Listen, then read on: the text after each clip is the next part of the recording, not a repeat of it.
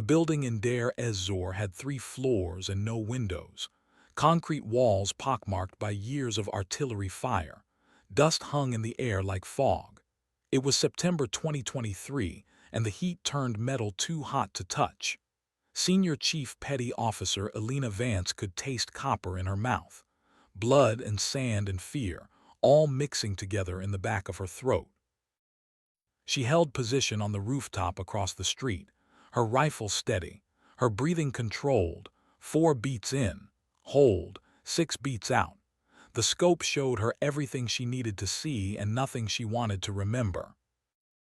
Below, her team moved through the breach point. 5 SEALs. The youngest was 23. His name was Collins. He had a photo of his girlfriend taped inside his helmet. Elena had seen it that morning. Blonde hair, blue eyes, smile that could sell toothpaste. Collins talked about her constantly. How they were going to get married when he rotated home. How he was going to buy a house in Colorado Springs. Elena watched him move toward the doorway, watched him check the corner. He almost did it right. Then he rushed. That was all it took. One moment of impatience, one failure to clear the angle properly. The muzzle flash came from inside the doorway. Collins went down hard. His rifle clattered against stone. Elena's training took over before her mind could catch up. She acquired the target, center mass, controlled trigger press. The hostile dropped. Then she was moving, calling out positions, covering fields of fire while the team dragged Collins to safety. He lived, caught the round in his plate carrier, cracked ribs and a bruised lung, but he lived. They got him out, completed the mission, wrote the reports. That was September. By November, Elena had put in her transfer request.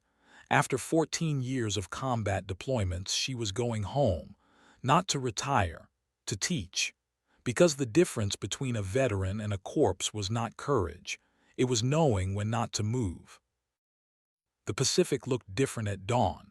Elena stood on the pier at Naval Amphibious Base Coronado and watched the sun climb over the water, orange and gold spreading across the surface.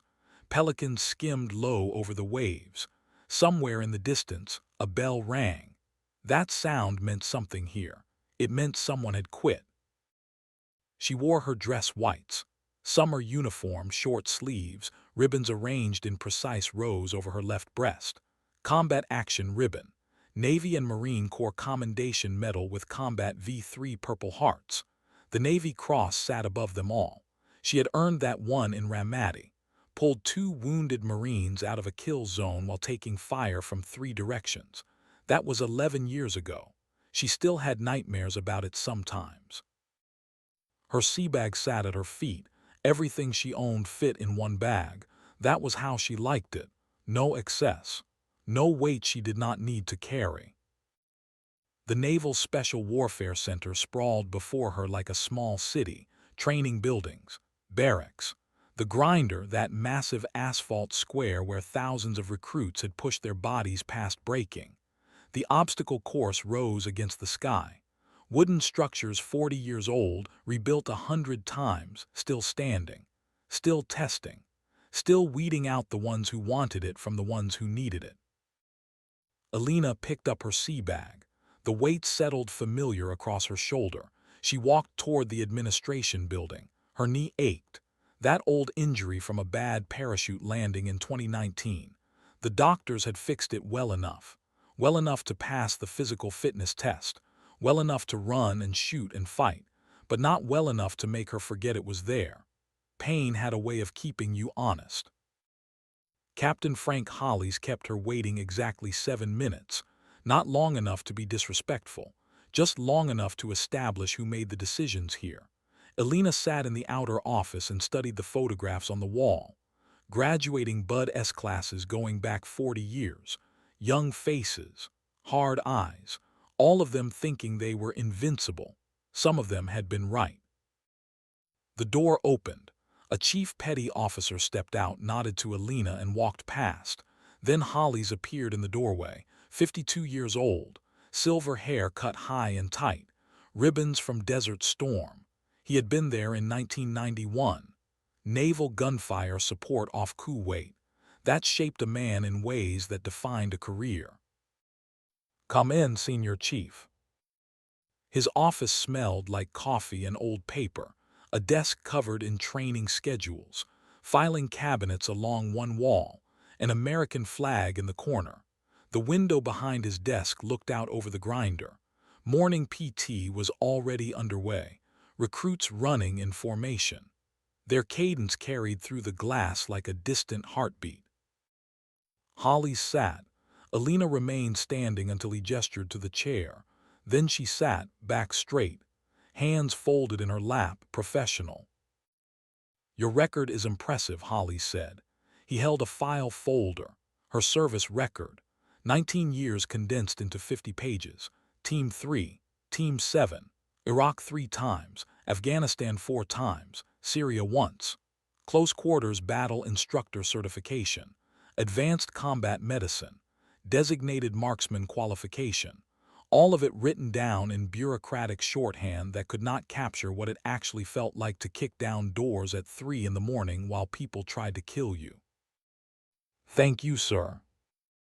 14 years on operational teams. That is a long time to be downrange. Holly's closed the folder. Why instruction? Why now? Elena had prepared for this question. She knew what he wanted to hear. Something about passing on knowledge, about serving the next generation, about giving back. All of that was true, but it was not the whole truth. "Because I watched good operators die from bad training, sir, and I would rather fix that problem than complain about it." Holly studied her. His eyes were the color of steel. He had seen things too, different war, same lessons. "Instruction is different than operating," he said. "Downrange, you make decisions and live with consequences. Here, you make decisions and watch other people live with consequences. That takes a different kind of strength." "Yes, sir, that is why I requested this billet. Better to pass on what works than die with it." Holly's almost smiled. Almost. He opened another folder. This one was thinner, training schedules, instructor assignments, the organizational chart of who taught what to whom. "You will be Senior Close Quarters Battle Instructor. That puts you in charge of all CQB training for Bud S and advanced courses. You report to me, but day to day you will coordinate with other instructors." He paused. "Some of them have been doing this their way for years. Do not step on toes unnecessarily." Elena heard what he was not saying. Play nice. Do not make waves, fit in. She had heard that before, usually from people who valued comfort over competence. "I understand, sir. I will execute my duties per regulations and standards." Holly's nodded. "Good. Instructor meeting is at 1300. You can meet the team then." He stood. She stood. They shook hands. His grip was firm. Hers was firmer. "Welcome to Coronado, Senior Chief. I hope you find the work rewarding." She left his office and walked through the compound. Buildings passed by. The pool where recruits learned to drown without panicking. The classroom buildings where they studied tactics and weapons and first aid. The armory where they learned that guns were tools, not toys. Everything here had a purpose. Everything here was designed to transform civilians into warriors. She found the instructor barracks. Her room was on the second floor, small, metal bed frame, desk and chair, wall locker, window looking out over the obstacle course. It was more space than she had ever had downrange, more privacy than a team room, more quiet than a forward operating base. She unpacked in 15 minutes. Uniforms hung in the locker, arranged by formality. Civilian clothes folded in drawers, personal items on the desk, photo of her parents, both gone now. Her father had been Navy too, submariner, spent months underwater and never complained about it. Her mother had been a school teacher, taught second grade for 30 years. Elena had inherited her father's stubbornness and her mother's patience. It was a useful combination. Her phone buzzed. Text message. Unknown number. Welcome to the instructor side. First round is on you, Chief Park. She did not know who Chief Park was yet, but she appreciated the gesture. She typed back, copy that, see you at 1300. Then she changed into working uniform. Camouflage pattern, name tape over the right breast, rank insignia on the collar, Senior Chief Petty Officer, the anchor with a single star above, E8, one step from the top enlisted rank. She had earned it 3 years ago. She wore it with quiet pride. The instructor meeting took place in conference room B, 12 chairs around a long table, coffee pot in the corner, whiteboard on the wall covered in training schedules. Elena arrived 5 minutes early. 3 instructors were already there. They looked up when she entered, evaluated her the way operators evaluate everyone. Threat or not threat, useful or not useful. One of them stood, Asian features, 44, maybe 45. Chief Petty Officer, anchors on his collar. He extended his hand. Chief David Park, I sent you that text. Good to have another professional on staff. His grip was solid. Elena liked him immediately. Something in his eyes. The quiet competence of someone who had done the work and did not need to tell you about it. Senior Chief Elena Vance, thanks for the welcome. Park gestured to the others. That is Gunny Torres, Marine Exchange Instructor, and that is Petty Officer Simmons.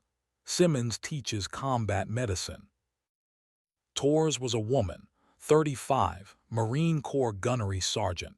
She nodded to Elena with the kind of respect that came from recognizing a kindred spirit.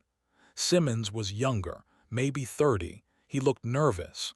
New to instruction, Elena guessed, still figuring out how to teach what he knew. More instructors filtered in. The room filled. Conversation hummed. Then the door opened again and the volume changed, got louder, more energetic, like someone had turned up a dial. Senior Chief Petty Officer Wade Maddox walked in and the room bent toward him. He was 38 but moved like he was 25, broad through the shoulders, confident in his stride. He carried himself the way some men did when they had never been truly humbled, when they believed their own reputation. 2 instructors followed him, younger men, both petty officers first class. They orbited Maddox like moons around a planet. Elena recognized the dynamic immediately. Alpha and followers, leader and disciples. It was a pattern she had seen 100 times. Sometimes it produced excellence. Sometimes it produced disasters. Maddox scanned the room. His eyes landed on Elena. He smiled, big and white and friendly, the kind of smile that sold cars and hid intentions. You must be Senior Chief Vance. He crossed the room with his hand extended. Heard about you. Team 7, right? Did some work in Ramadi. His handshake was aggressive, trying to prove something. Elena met it without escalating. Yes, Senior Chief. Ramadi and other places. Call me Wade. We keep it casual here. He gestured around the room like he owned it. Welcome to the instructor side. Lot easier than getting shot at, right? Everyone laughed. Easy laughter. The kind that comes when someone expects you to laugh.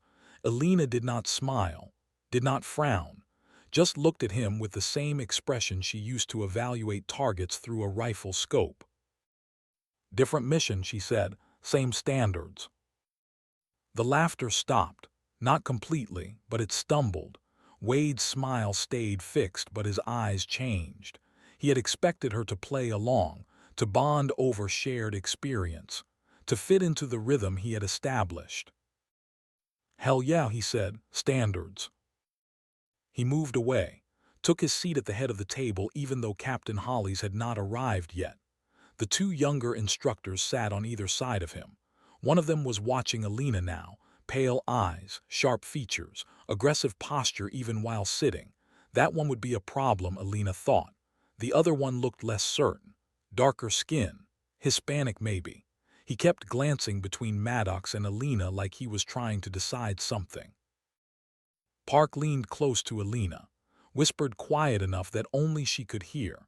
"That is Petty Officer First Class Jason Kerrigan on Wade's right, and Petty Officer Second Class Louis Carrera on his left. They are his crew." Elena nodded, said nothing, just filed the information away. Captain Hollis entered. Everyone stood automatically. Military bearing took over. Hollis waved them down. "Seats, let us make this quick. I know you all have classes." He ran through the schedule. Current Bud-S class was Class 389, started with 156 recruits, now down to 84. Week 7 of first phase. The grind continued. Some would quit today, more would quit tomorrow. By Hell Week, maybe 40 would be left. By graduation, maybe 25. Hollis introduced Elena formally. Senior Chief Vance brings 14 years of operational experience and advanced CQB certification. She will be taking over as Senior CQB instructor. I expect full cooperation. Nods around the table, professional acknowledgement, but Elena noticed Wade did not nod, just sat there with that smile, like he was in on a joke nobody else understood. "Senior Chief," Hollis continued, "Senior Chief Maddox has been running CQB instruction for 4 years. He will brief you on current methods. Coordinate with him for curriculum continuity." "Copy that, sir." The meeting continued. Updates on equipment, maintenance schedules, safety briefings, the mundane logistics of turning civilians into special operators. Elena listened to everything, noted who spoke up and who stayed quiet, who deferred to Wade and who operated independently. The group dynamics were clear. Wade had influence. More influence than his rank alone would justify. That happened sometimes. Charisma and time in position could create informal power structures that ran parallel to the official chain of command. After the meeting ended, Wade approached her again. The 2 younger instructors flanked him like bodyguards. "Senior Chief, how about I show you the CQB facilities? Get you oriented." "That would be helpful, Senior Chief." They walked through the compound. Wade talked the entire time, pointing out buildings, telling stories. His voice carried. People turned to look. He liked that, Elena realized, liked being noticed, liked being the center of attention. "This is the kill house. Live fire CQB training. We run recruits through every week during second phase." He unlocked the door, led her inside. The facility was exactly what she expected. A series of rooms, shoot house layout, pop-up targets, ballistic walls. The smell of gunpowder and sweat soaked into concrete. She had trained in 100 places like this, but she looked at it with fresh eyes now. Instructor eyes, looking for what could go wrong. Wade walked her through his standard procedures, how he set up scenarios, how he evaluated performance, how he pushed recruits past their comfort zones. Elena listened, asked questions, took mental notes, but mostly she observed. She noticed things, small things. The way Wade described aggressive entry techniques but not proper angle coverage. The way he emphasized speed over accuracy. The way he talked about pushing recruits but not about safety protocols. After 30 minutes, Wade checked his watch. "I have got a class starting. You are welcome to observe if you want to see how we do things." "I would appreciate that." They walked to the classroom building. 20 recruits sat in rows, Class 389, 7 weeks in. The ones who had survived the initial culling. They looked tired, all of them. That was normal. Bud-S was designed to exhaust you, to find your breaking point and then push you past it. Wade stood at the front, transformed from friendly colleague to demanding instructor in the space of a breath. "Vida." The recruit stood, fast, chairs scraped. "Today we are covering room clearing fundamentals. Single operator, dynamic entry. Wade pulled up a presentation, showed diagrams, talked through scenarios. His teaching style was energetic, loud. He used profanity for emphasis, made jokes that walked the line of appropriate. The recruits responded, laughed when they were supposed to, took notes, paid attention. But Elena watched the content, not the delivery, and she started seeing problems. Wade was teaching aggressive entry as the default. Go in fast, go in hard, overwhelm the threat. It was not wrong exactly, but it was incomplete. He was not covering the alternatives, not teaching when to slow down, when to wait, when patience saved lives that aggression spent. After the classroom portion, Wade took them to the practice facility. A mock house, plywood walls and doorways, furniture. The recruits practiced movement, clearing corners, engaging targets. Wade walked among them, correcting, encouraging, pushing. Elena stood to the side and watched. She pulled out a small notepad, started writing, observations, details, things that needed to be addressed. After 20 minutes, Wade noticed. He walked over, still wearing that smile, but his eyes were not smiling anymore. Something wrong with my instruction, Senior Chief. Just familiarizing myself with current methods, Senior Chief. We have been doing it this way for 4 years. 0 training accidents. Results speak for themselves. Elena looked up from her notepad, met his eyes. Results are recruits who pass. Standards are recruits who pass correctly. Wade's jaw flexed, just for a second, then the smile came back. You will find we care about both here. I am sure you do. She went back to writing. Wade stood there another moment. Then he returned to the recruits, but his energy had changed. Less jokes, more edge. He was showing off now, demonstrating techniques with extra aggression, making it look easy, making it look like the only way. Elena wrote it all down, every deviation from standard procedure, every shortcut, every technique that prioritized speed over safety. She was not being vindictive, she was being thorough. This was her job now, to evaluate, to document, to ensure standards were maintained. When the session ended, the recruits filed out. Wade dismissed them and walked back to Elena. The 2 younger instructors appeared from somewhere. Kerrigan and Carrera. They flanked Wade again. A united front. You are going to write me up, Wade said. Not a question, a statement. I am going to document observations per my billet requirements, Elena replied. Wade stepped closer, not threatening exactly, but testing boundaries. See, the thing is, Senior Chief, instruction is not about textbooks. It is about making warriors, and I have made more SEALs than you have served with. Elena did not step back, did not flinch, just looked at him the way she had looked at targets across 500 meters of desert. Quantity is not quality, she said, and rank does not make someone right. Results do. Something flickered across Wade's face. Anger maybe, or surprise that she was not backing down. His 2 followers shifted their weight. Kerrigan's hands were curled into fists at his sides. Carrera looked uncomfortable. We will see whose results matter, Wade said quietly. Then he walked away. His crew followed. Elena watched them go. Then she looked down at her notepad. 14 violations of standard CQB safety protocol. 14 items that needed to be addressed. She would type up the formal report tonight. Submit it to Captain Holly's tomorrow. Do everything by the book. Because the book existed for a reason. It was written in blood. The blood of operators who had died learning lessons that should not need to be relearned. That evening, Elena walked the compound. The sun was setting over the Pacific, turning the sky orange and purple. The sound of the ocean was constant here, white noise that never stopped. Some people found it peaceful. Elena found it useful. It covered the sound of footsteps. She passed the pool building. heard voices inside. The building was supposed to be secured after 1800.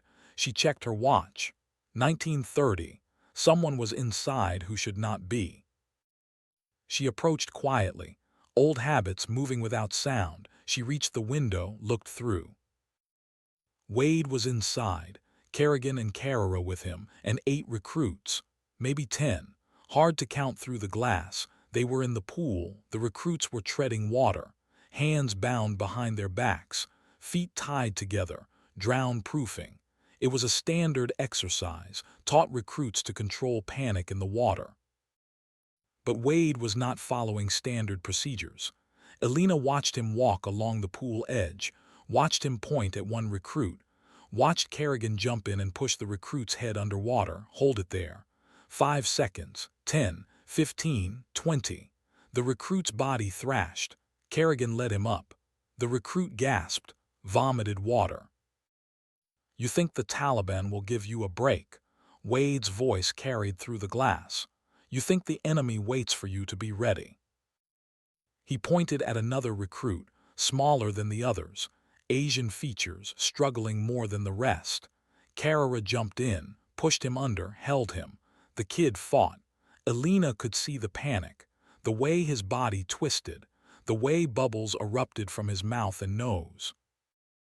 Carrera held him under. 20 seconds, 25, 30, too long, way too long.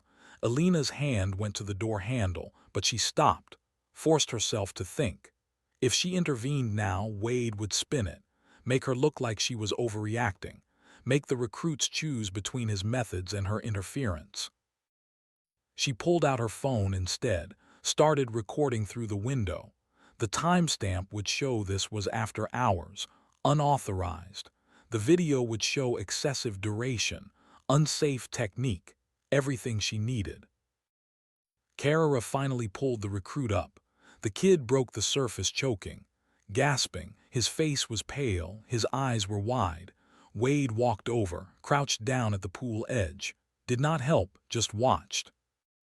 "Weak," Wade said. "You are weak, Chen. Why are you here?" The recruit could not answer, could not breathe. Wade reached out, slapped him across the face. Not hard enough to injure, hard enough to humiliate. "Again," Wade said, "until you do it without panicking." Elena kept recording, captured everything. Then she backed away from the window, moved quietly into shadow, waited. The session lasted another 30 minutes. By the time it ended, 3 of the recruits could barely stand. They stumbled out of the pool building. Wade and his crew followed, all of them laughing, joking about how soft this generation was, how much harder it used to be. Elena waited until they were gone. Then she walked back to her quarters, uploaded the video to her laptop, encrypted it, backed it up to 3 separate drives. Evidence. That was what she needed, not confrontation, not emotion, just cold, documented evidence. The next morning, she wrote her formal report. 14 safety violations from the CQB observation. Submitted it to Captain Holly's by 0800. Then she went to teach her first class. But at 1100, she was summoned back to Holly's office. He did not look happy. "Sit down, Senior Chief." She sat. He slid her report across the desk. It had red pen marks all over it. "I appreciate thoroughness," Holly said, "but these are technical issues. Senior Chief Maddox has been doing this for 4 years. His methods have produced results." "Sir, regulations do not have time in service exemptions. If I am responsible for training quality, I need to document gaps." Holly sighed, rubbed his eyes. "Elena, pick your battles. You just got here.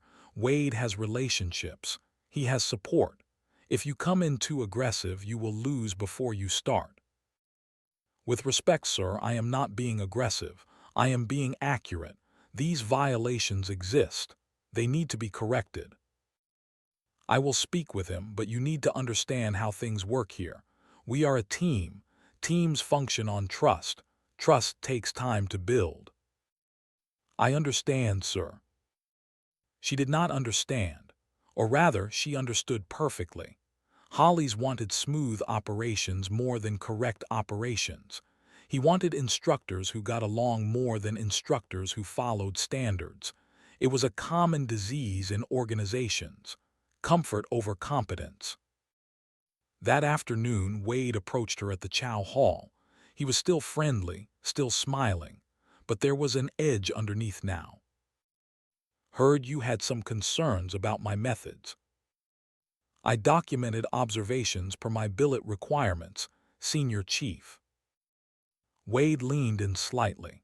"See, the thing is, Senior Chief, instruction is not about textbooks. It is about making warriors, and I have made more SEALs than you have served with." Elena met his eyes, calm, steady. "Quantity is not quality, and rank does not make someone right. Results do." Wade's jaw flexed again. That tell. He was not used to people standing up to him, not used to someone who would not be intimidated or charmed or dismissed. "We will see whose results matter," he said. Then he walked away. Elena finished her meal, threw away her trash, walked back to her office in the instructor building. The afternoon sun was hot, the kind of heat that made asphalt shimmer. She could hear recruits running cadence somewhere in the distance. Their voices merged into one sound, one rhythm. That was the point of it, to take individuals and forge them into something unified. She unlocked her office door, stepped inside, stopped. Someone had been here. Nothing was disturbed. Nothing was out of place. But she knew. The same way you know when someone has been in your house while you were gone, a feeling in the air, a sense of violation. She checked her desk. Her files, her computer, everything was locked, everything was secure. But then she saw it. A piece of paper taped to her desk lamp, plain white, folded once. She opened it. The handwriting was neat, careful, not rushed. "Senior Chief, thought you should see this. Some of us remember when standards mattered, a friend."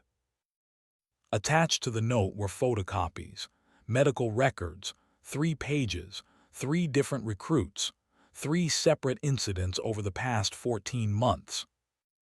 Seaman Recruit Jackson, Class 382, hospitalized with water aspiration and pulmonary edema, injuries consistent with forced submersion. Report noted recruit claimed being held underwater during evening training. Investigation closed as inconclusive. Seaman Recruit Morrison, Class 385, hospitalized with bilateral rib fractures and partial lung collapse. Injuries consistent with repeated impact during combat training. Report noted recruit declined to specify cause. Investigation closed as training accident. Seaman Recruit Park, Class 387, hospitalized with severe water aspiration and temporary loss of consciousness. Injuries consistent with drowning. Report noted recruit mentioned unauthorized training session. Investigation closed as inconclusive. All 3 had been dropped from training for medical reasons. All 3 investigations had been closed without finding fault. All 3 incidents had occurred during the tenure of Senior Chief Wade Maddox as primary CQB instructor. Elena read the last name again, Park, same name as Chief David Park, the instructor who had welcomed her, the one who seemed professional, solid. She looked at the handwritten notes in the margins, notes from medical staff that had not made it into official reports: forced submersion, held underwater, unauthorized session. Someone had tried to document the truth, but it had been buried. Elena sat at her desk, stared at the papers. This was not just about Wade's aggressive teaching style. This was not just about cutting corners or ignoring safety protocols. This was about a pattern, a culture, a system that looked the other way when instructors crossed lines. 3 recruits injured, maybe more that she did not know about. How many had quit rather than report what happened? How many had stayed silent because they thought that was what warriors did? She picked up her phone, found Chief Park's number, typed a message. Need to talk, private, important. The response came 30 seconds later. Copy, my office, 20 minutes. Elena gathered the medical records, locked them in her desk. Then she walked through the compound. The sun was dropping toward the horizon. Long shadows stretched across the grinder. Recruits were securing gear. Instructors were writing reports. Everything looked normal, professional. But underneath the surface, rot was spreading. Park's office was in the admin building. Small, organized, photos on the wall of graduating classes. His own team photos from when he was operational. A wife and daughter smiling from a frame on his desk. Elena closed the door. Park looked at her face. Whatever he saw there made him stand. What happened? Elena put the medical records on his desk. Park read them. His expression did not change, but his hands gripped the pages hard enough to crinkle the edges. When he got to the third page, his breathing changed, stopped for a moment, then started again slower. "That is my son," he said quietly. "I know." Park sat down, kept reading. When he finished, he looked up at Elena. His eyes were the color of stone. "I knew something was wrong. David would not tell me what happened, just said he could not hack it.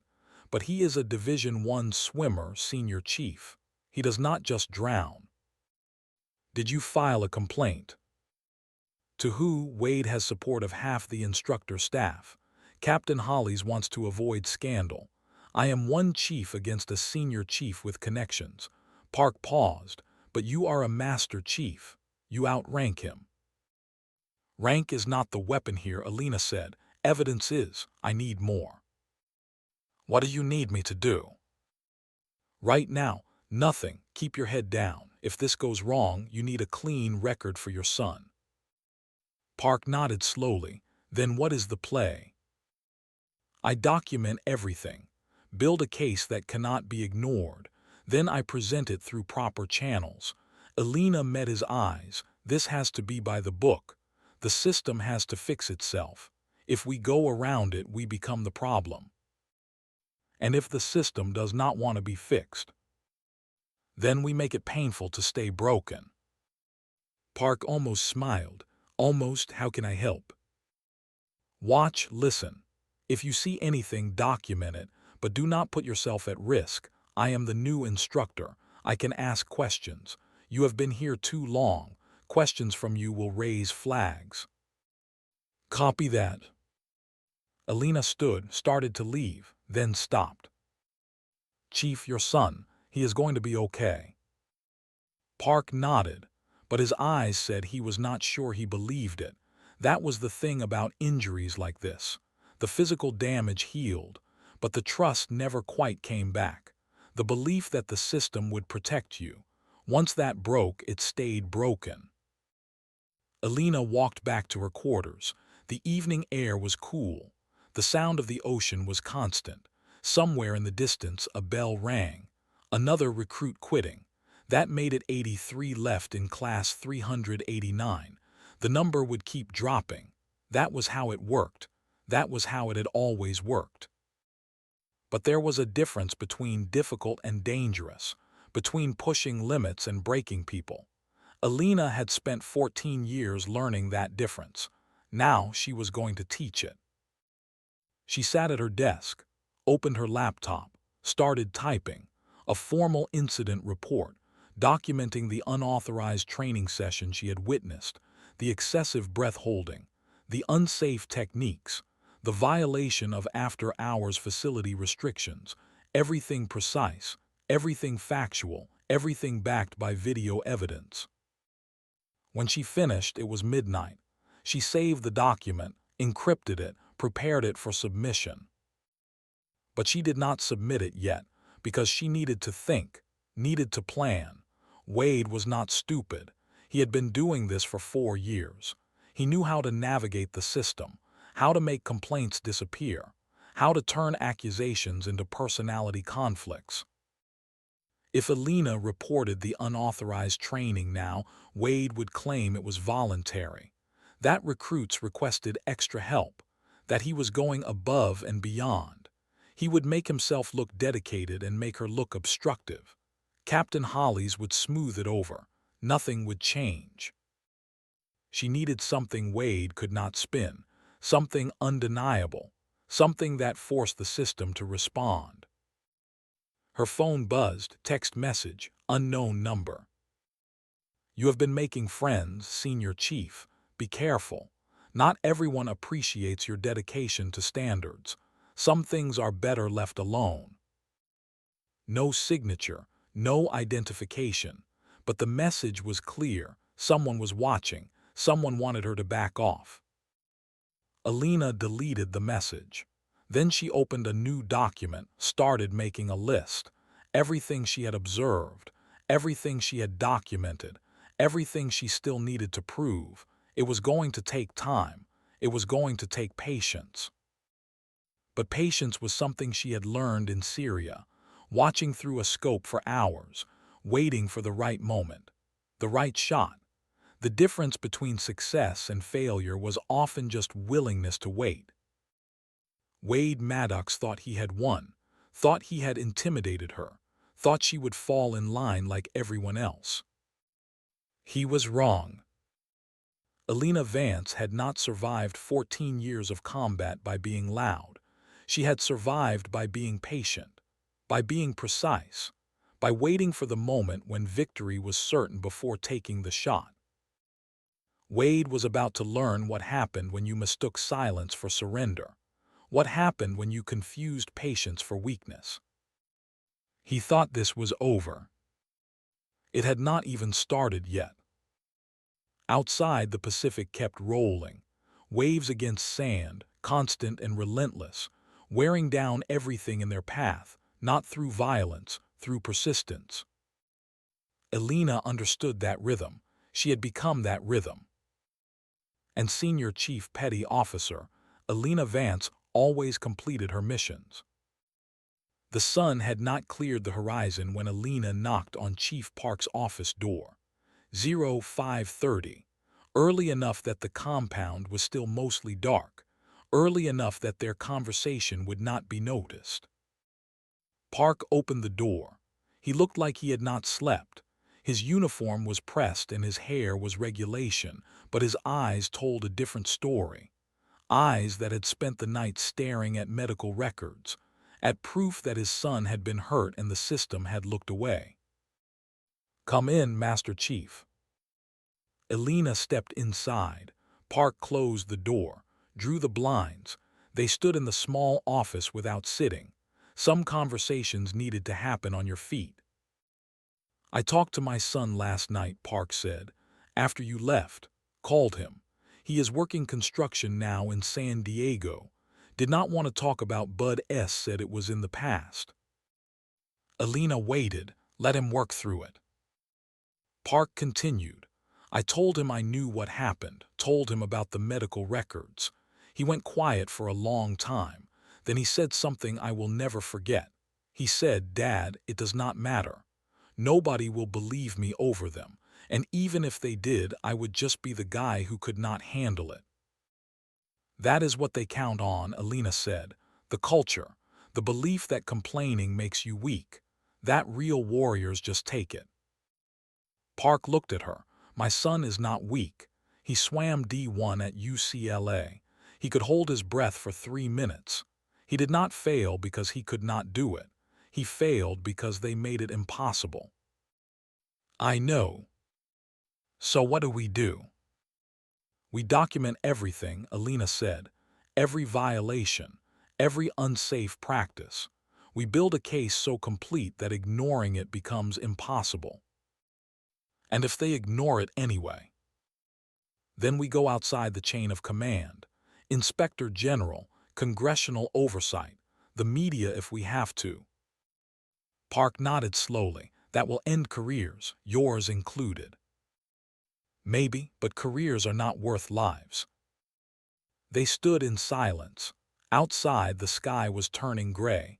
Morning PT would start in 20 minutes. Recruits would be lining up on the grinder. The machine would keep running.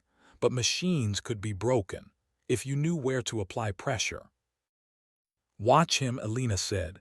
Wade, watch his patterns. When he runs unauthorized sessions, who participates, who looks uncomfortable, we need witnesses who will talk. Most of them worship him. Most is not all. Find the ones who do not. Park picked up a photo from his desk. His son in dress blues, young and proud and believing the system would protect him. He wanted to be a SEAL since he was 8 years old, Park said. Watched me deploy, counted days until I came home. He thought it was noble, heroic. Now he will not even talk about it. Elena had seen that look before, on parents, on spouses, on friends of operators who had been chewed up by the machine and spit out. The military could be the most honorable institution in the world. It could also be the cruelest.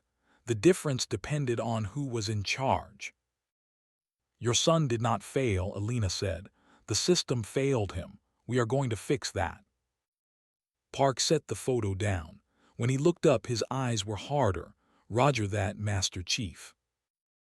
Elena left before sunrise was complete, walked through the compound as light spread across the Pacific. The ocean was dark blue turning lighter. Pelicans circled offshore. The smell of salt and aviation fuel mixed in the air. Somewhere a bell rang for morning muster. She had 4 hours before the instructor meeting, 4 hours to prepare. She went to her quarters, changed into PT gear, ran 6 miles along the beach, let her knee ache, let her lungs burn, pushed through it the way she always had. Pain was just information.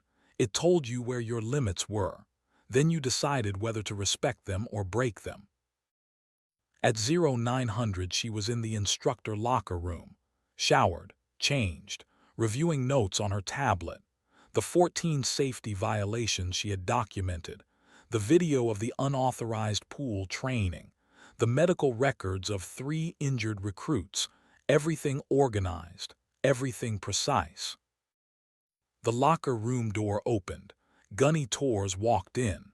The Marine Exchange instructor. She looked at Elena and nodded, professional acknowledgement. Then she walked to her locker, started changing. After a moment, Torres spoke without looking at Elena. Heard Wade is planning something. Elena looked up. What kind of something? The kind where he makes you look bad in front of everyone. Proves you do not belong. How do you know? Because I have been here 18 months. I have seen him do it to every instructor who questions his methods. He waits until he has an audience. Then he challenges them, makes it look like a training opportunity. But really it is about dominance. What does he usually challenge them on? Depends on the person. For the last guy, it was land navigation. For the woman before that, it was marksmanship. He finds your specialty and proves he can do it better, or at least makes it look that way. Torres closed her locker, turned to face Elena directly. He is going to challenge you on CQB, your own specialty, in front of recruits and instructors. If you refuse, you look scared. If you accept and fail, you look incompetent. Either way, he wins. Elena considered this. Wade was predictable. Bullies usually were. They had one playbook and they ran it over and over because it worked. Thanks for the heads up, Gunny. Torres shrugged. Some of us remember what standards actually mean. Some of us are tired of watching him get away with it. Then help me change it. Torres met her eyes, measured her, then nodded once. Roger that, Master Chief. The instructor meeting started at 1300. Elena arrived 5 minutes early. The room was already half full. Instructors drinking coffee, reviewing schedules, normal pre-meeting routine. But the energy was different today. People were watching her, whispering. Wade arrived exactly at 1300. His two shadows followed, Kerrigan and Carrera. They took their usual positions flanking him. Wade looked across the room, found Elena, smiled. Captain Hollies entered. Everyone stood. Hollies waved them down, started the meeting with administrative updates. Class 389 was down to 81 recruits. 3 had quit overnight. Hell Week was 2 weeks away. Preparation needed to intensify. Then Wade raised his hand. Hollies nodded to him. Sir, I was thinking, since Senior Chief Vance is our new senior CQB instructor, maybe she could demonstrate her expertise. Show the recruits what right looks like. We have the kill house set up for afternoon training anyway.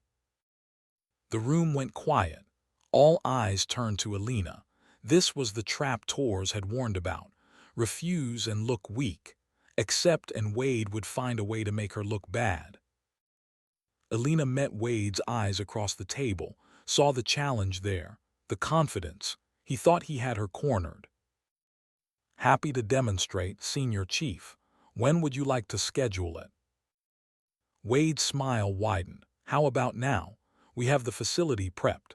Class 389 is scheduled for CQB observation at 1400. Perfect audience. Elena kept her voice level, professional.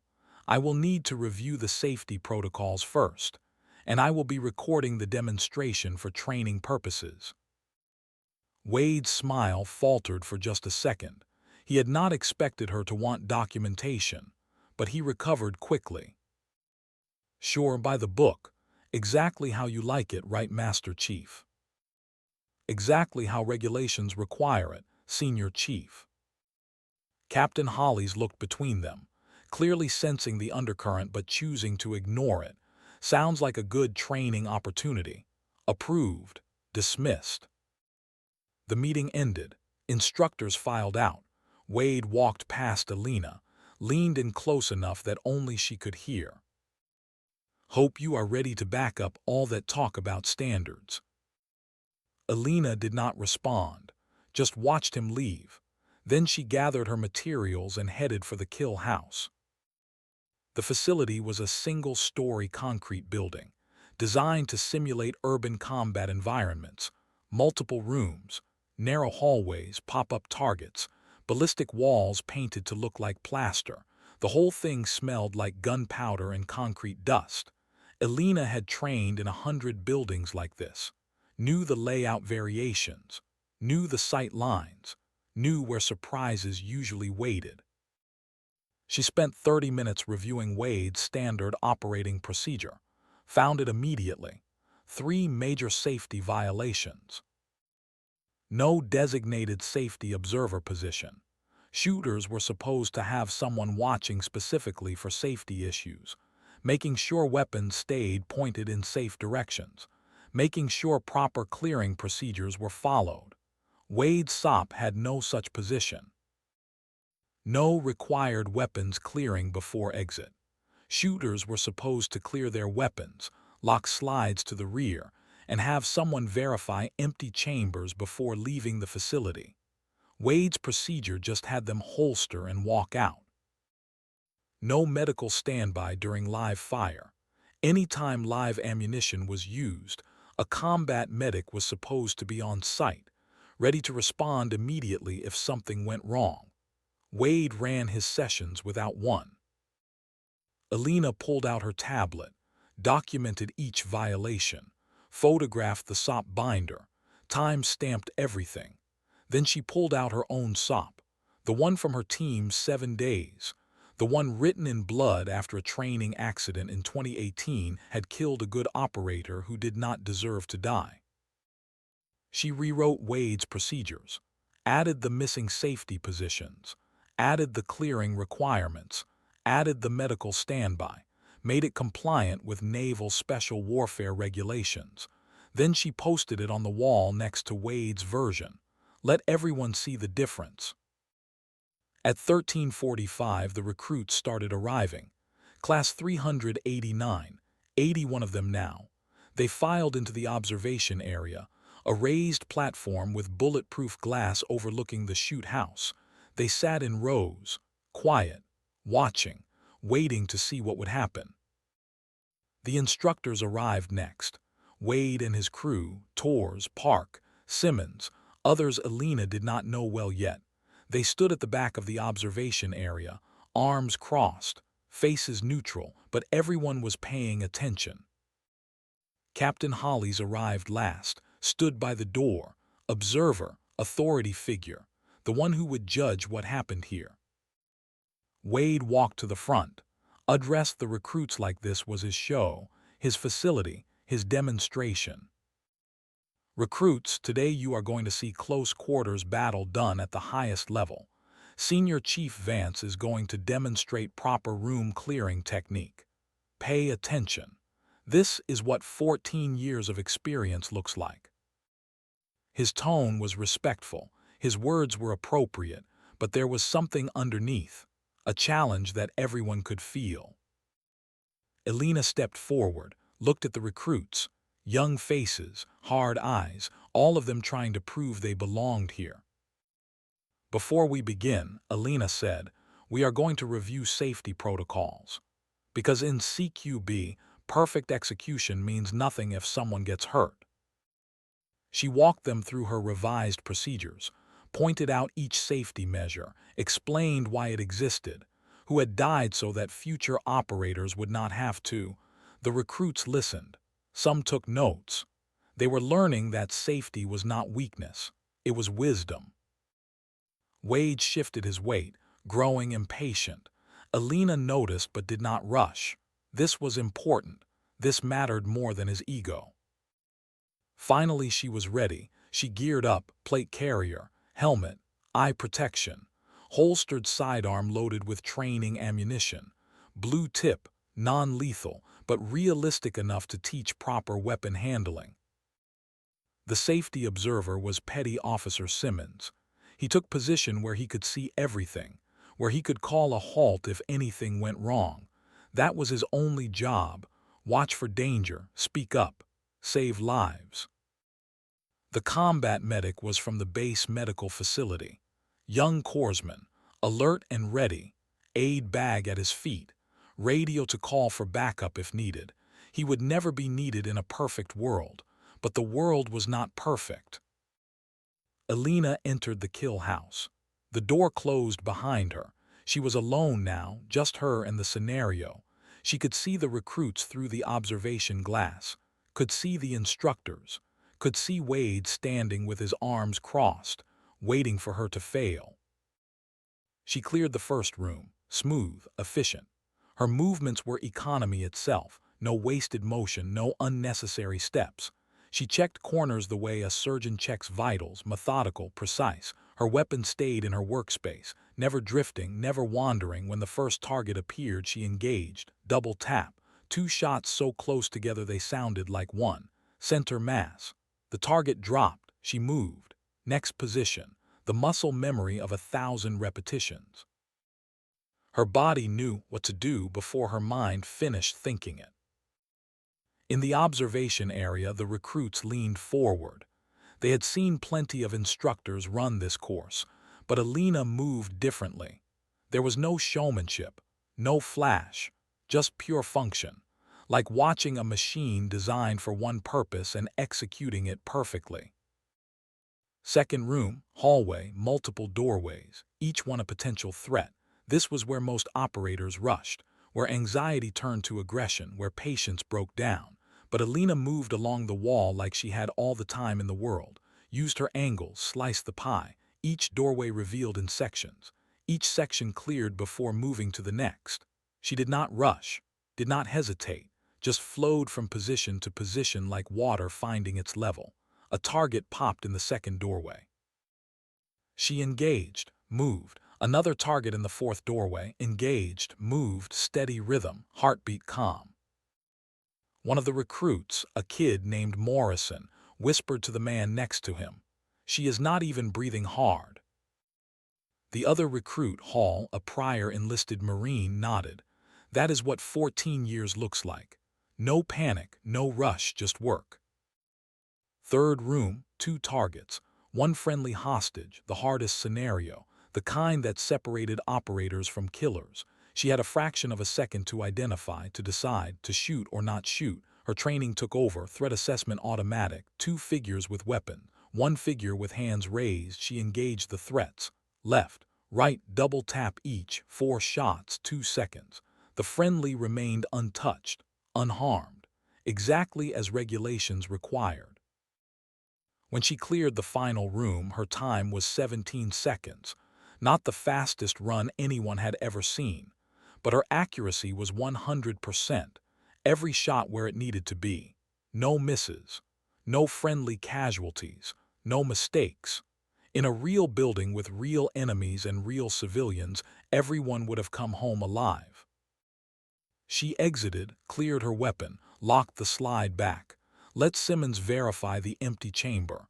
Then she holstered and removed her helmet. Her hair was damp with sweat. Her knee was aching, but she had done it correctly. That was what mattered.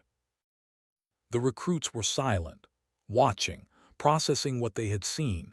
It had not been flashy, had not been aggressive, had just been right. Wade stepped forward, started clapping, slow, deliberate. The sound echoed in the observation area. 17 seconds, he said. That is solid, Master Chief. Real solid. My average is 14. Elena looked at him, calm, steady.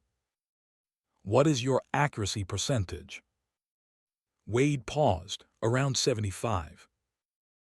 Elena let that number sit in the air. Let everyone do the math. 75% meant 1 in 4 shots missed. In a building with friendlies, that meant dead civilians, dead teammates, dead mistakes that could not be undone. Mine is 100, Elena said, because I would rather get home slowly than die quickly. The recruits shifted. Some of them nodded.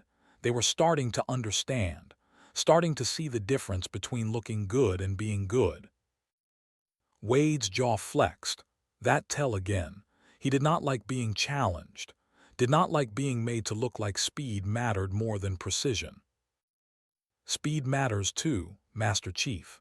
Enemy does not wait while you line up perfect shots. Speed without accuracy is just panic, Elena replied, and panic gets people killed. Maybe you have just gotten slower. Wade's voice had an edge now. Age catches everyone eventually. The room temperature dropped. The recruits went still. Even the other instructors tensed. Wade had crossed a line, made it personal. Elena stepped closer. Not aggressive, just closing distance, making him see her, really see her. Run it yourself, Senior Chief. Show these recruits your method. Then we will let them decide which one keeps them alive.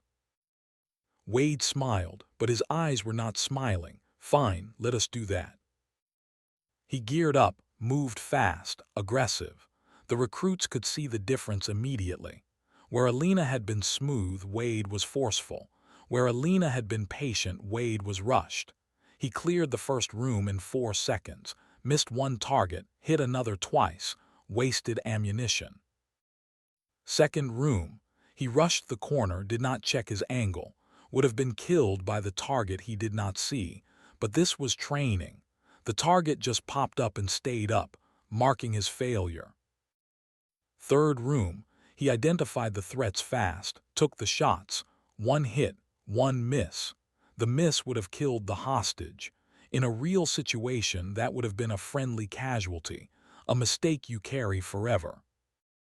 His total time was 14 seconds, 3 seconds faster than Elena, but his accuracy was 60%, and he had committed 2 fatal errors that would have gotten people killed. When he exited, he was breathing hard, adrenaline pumping.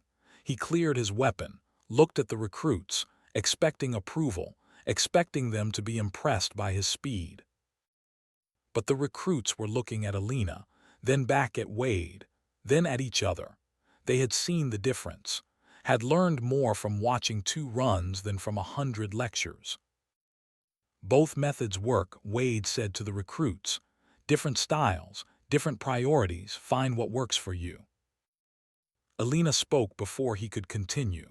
One method follows regulations and keeps everyone alive. The other looks exciting and gets people killed. There is no style preference in that. There is only right and wrong. The silence was absolute. Wade stared at her. His crew behind him looked uncomfortable. Even Kerrigan seemed uncertain. Only Carrera looked angry, loyal to Wade no matter what. Captain Hollis cleared his throat. Good demonstration. Both of you, recruits, you are dismissed. Instructors, back to your duties. The room emptied, but as the recruits filed out, Elena heard them talking. Quiet conversations, comparing what they had seen, asking questions, good questions, the kind that meant they were thinking, learning, becoming better. Wade walked past Elena without a word. His crew followed, but she could see it in his posture, in the tightness of his shoulders. She had won this round, and he knew it. That evening, Elena was in her office, updating training documentation, making notes on what needed to change. The door was open. She heard footsteps but did not look up, assumed it was another instructor passing by. Then she heard voices, coming from the direction of the pool building. She checked her watch. 1900, after hours. The pool should be secured.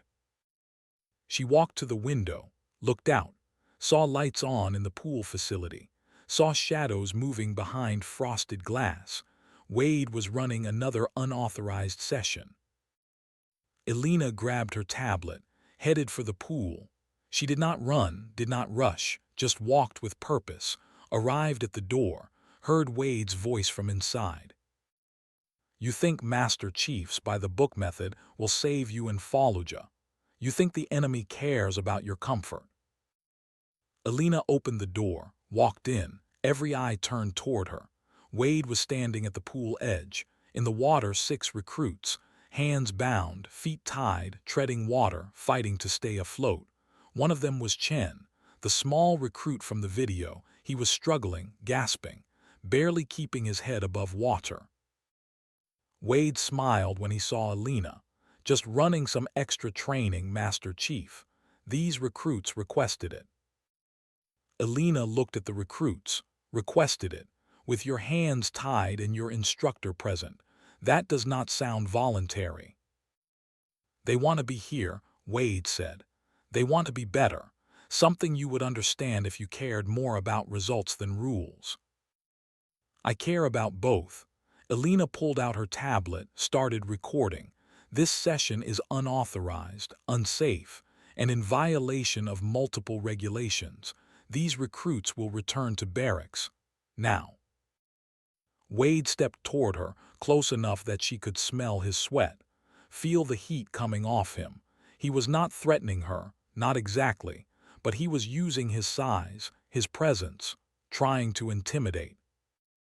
Anyone who leaves is quitting, Wade said to the recruits. You will ring the bell tomorrow. You will never be SEALs. Is that what you want? Anyone who stays is violating a direct order from a senior instructor, Elena said. You will face disciplinary action. The recruits looked between them, torn, afraid. The water lapped against their chins. Their muscles were shaking from exhaustion, from cold, from the fear that came with not knowing which choice would end their dreams, wanting to be SEALs, but also wanting to survive, wanting to prove they were tough enough, but also recognizing that sometimes the tough choice was knowing when to walk away. Chen spoke up, voice shaking, water dripping from his face. Permission to leave, Master Chief. Granted. Chen swam to the edge. His bound hands made it difficult. He had to use his legs, his core, pull himself up using upper body strength alone. He succeeded, pulled himself out, stood there dripping, shaking. His skin pale from cold and fear, but standing, making a choice. 3 other recruits followed, each one struggling with bound limbs. Each one choosing to walk away from Wade's test, climbed out, grabbed towels from the pile near the door, wrapped themselves, walked toward Elena, past Wade. Not looking at him, not acknowledging him, just walking. 2 stayed in the water. a big recruit named Thompson, and another named Garcia, both loyal to Wade or too afraid to leave, or believing that enduring this would make them better. The water was cold. Their lips were turning blue, but they stayed, treading water with bound limbs, proving something to themselves or to Wade or to nobody at all. Elena stepped aside, let the four pass, did not say anything, just let them go. When the door closed, she looked back at Wade. This is documented now. Video, time stamp, witnesses, your choice to end it here or continue. Wade stared at her. His crew was behind him. Kerrigan looked ready to escalate. Carrera looked uncertain. The two recruits in the pool were watching, waiting. Get out of the pool, Wade said to them. Session is over. They climbed out, grabbed towels, left quickly. Elena and Wade stood alone now, just the two of them and Wade's crew. The pool water lapped against tile. The fluorescent lights hummed overhead. You are making a mistake, Wade said quietly. You do not understand how things work here. I understand perfectly. Elena's voice was calm, level. You have been getting away with this because nobody with enough rank was willing to call you out. That changed when I arrived. You think your rank protects you. I think regulations protect everyone, including you, if you would follow them. Wade laughed short, bitter. You have no idea what is coming. Then he walked past her, shoulder-checked her as he went, not hard, just enough to make contact, to send a message. Kerrigan and Carrera followed. Kerrigan glared at Elena. Carrera would not meet her eyes. Elena stood in the empty pool facility, water still rippling, the air humid and thick. She had stopped the session, documented the violation, but she knew Wade was right about one thing: something was coming. She locked up the facility, walked back to the instructor building. Her office was on the second floor. When she got there, the door was closed. She always left it open. Always. She pushed it open slowly, reached for the light switch, hesitated. Years of clearing buildings had taught her to think before entering, to assess, to never assume a room was safe just because it should be, but this was her office, on a Navy base in the United States. She flipped the lights on. Everything looked normal at first, desk in its usual position, chair pushed in, filing cabinets along the wall, computer monitor dark. Then she saw the paperwork scattered across her desk, training reports she had spent hours writing, detailed documentation of safety violations, careful observations, pages and pages of evidence. Coffee spilled all over them, dark brown liquid soaking into white paper, the ink running, the words bleeding together, becoming unreadable, hours of work destroyed. Ruined, unrecoverable. A note sat on top of the mess, plain white paper, handwritten in block letters, careful, deliberate, anonymous. It read, sorry about the mess. Hope it was not important, no signature, no name, but she knew. The handwriting was too neat, too controlled. This was not rage, this was calculated. This was a message.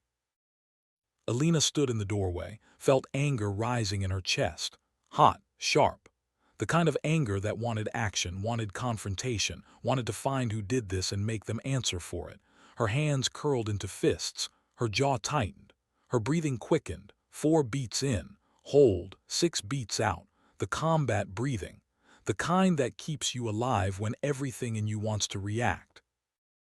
She forced herself to think, to analyze. This was what they wanted. They wanted her angry, wanted her to lose control, to storm into Wade's office, to make accusations she could not prove, to look emotional, unstable.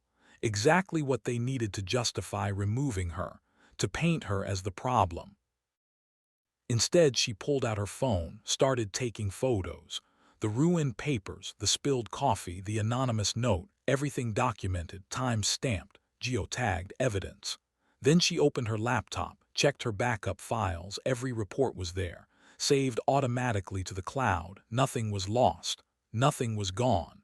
They had accomplished nothing except proving they were threatened, proving they were willing to break rules, proving they were exactly what she knew them to be. She worked until midnight, rewriting reports, documenting violations, building her case.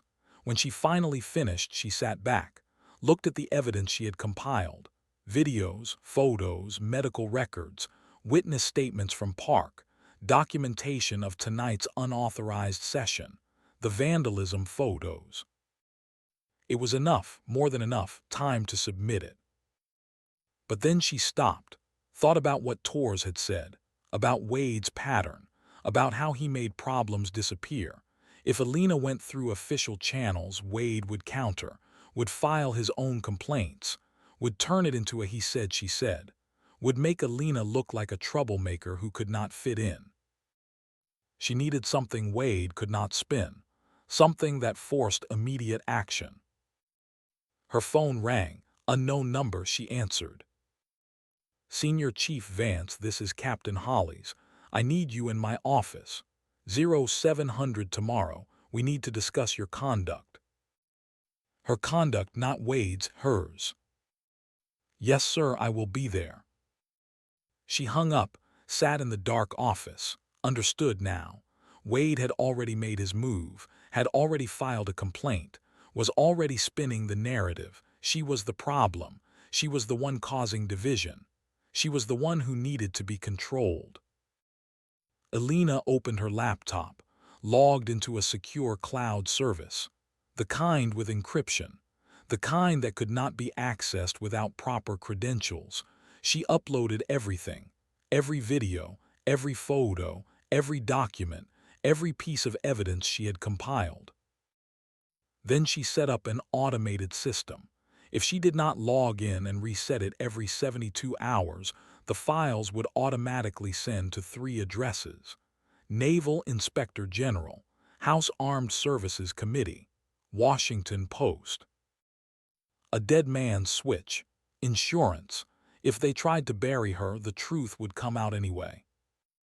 She logged out, closed the laptop, looked at the clock. 0100. She needed sleep, needed to be sharp for the meeting with Hollies, needed to be ready for whatever Wade had planned. But as she lay in her rack staring at the ceiling, she was not worried. She was calculating. Wade thought he had won, thought he had outmaneuvered her, thought putting a complaint in writing was a power move. But he had made a mistake, a critical one. He had created documentation, had put his accusations on record, had given Elena exactly what she needed: evidence, a paper trail, proof that this was not just personality conflict. This was pattern, this was culture, this was system. And systems could be changed. If you knew where to apply pressure, if you had patience, if you were willing to wait for the right moment. Senior Chief Petty Officer Elena Vance had spent 14 years learning patience, learning to wait, learning that the right shot at the right moment beat 100 rushed ones. Wade Maddox was about to learn that lesson himself, the hard way, the way that left scars. Outside, the Pacific rolled against the shore, constant, relentless, wearing down everything in its path, not through violence, through persistence, through the simple refusal to stop. Elena closed her eyes. The sound of the ocean filled her ears, steady, rhythmic, patient. She matched her breathing to it. In and out, 4 counts. Hold, 6 counts. The same breathing she had used in Syria, in Afghanistan, in Iraq, in every place where staying calm meant staying alive. Tomorrow would bring new challenges, new attacks, new attempts to break her, but she had been broken before, had been tested before, had survived before. And she would survive this too, because survival was not about being the strongest. It was about being the most patient, the most persistent, the most willing to endure. Wade thought this was a sprint, a quick fight he could win with aggression and charm and political maneuvering. Elena knew it was a marathon, and she had been running marathons for 14 years. She knew how to pace herself, how to conserve energy, how to keep moving when everyone else had quit. The finish line was still distant, but she could see it, could feel it, could almost taste it: justice, accountability, change. She would get there, no matter how long it took, no matter what it cost, because some missions were worth any price. And Senior Chief Petty Officer Elena Vance always completed her missions. Always. Captain Hollis kept his office cold. Air conditioning set low enough that you could see your breath if you talked long enough. The thermostat read 62 degrees, Arctic by California standards. Elena sat in the chair across from his desk and did not shiver, did not show discomfort, did not cross her arms or rub her hands together, just sat with her back straight and her hands folded in her lap, professional, composed, waiting. The chair was uncomfortable by design.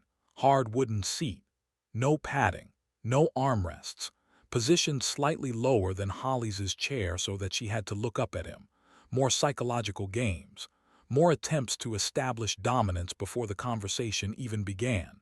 Elena had sat in worse chairs, in interrogation rooms in Iraq, in holding cells in Afghanistan, in places where discomfort was the least of your worries. Hollis had a file folder open in front of him, thick, bulging with papers, maybe 50 pages, maybe more. He read through them slowly, methodically, turning pages with deliberate care, making her wait, establishing control, showing her that he had time and she did not. It was an old interrogation technique. Silence as pressure. Let the subject stew. Let them imagine the worst. Let anxiety do the work for you. Elena had used this technique herself, on enemy combatants, on suspected insurgents, on people who held information that could save lives. She had also had it used on her, in training, in evaluations, in situations where superiors wanted to see if you would break under pressure. She knew the game, understood the mechanics, knew that the only way to win was not to play, so she waited, counted her breaths, observed. Hollis's desk was immaculate, files arranged in perfect stacks, pens lined up parallel, coffee mug positioned exactly 3 inches from the edge. A man who valued order, control, predictability. The kind of officer who saw regulations as guidelines rather than rules, who believed that results justified methods, who thought that maintaining relationships was more important than maintaining standards. On the wall behind him hung his commissioning certificate, his warfare insignia, photos of him shaking hands with admirals, with senators, with people who mattered, a career built on connections, on not making waves, on being the kind of officer that everyone liked because he never challenged anyone. Finally, after 7 minutes of silence, Hollis looked up. His eyes were tired, bloodshot. He looked like a man who had not slept well, like the weight of command was heavier than he wanted to admit. This was not a conversation he wanted to have, not a problem he wanted to solve. He wanted it to go away, wanted Elena to go away. Master Chief, I have a formal complaint here from Senior Chief Maddox.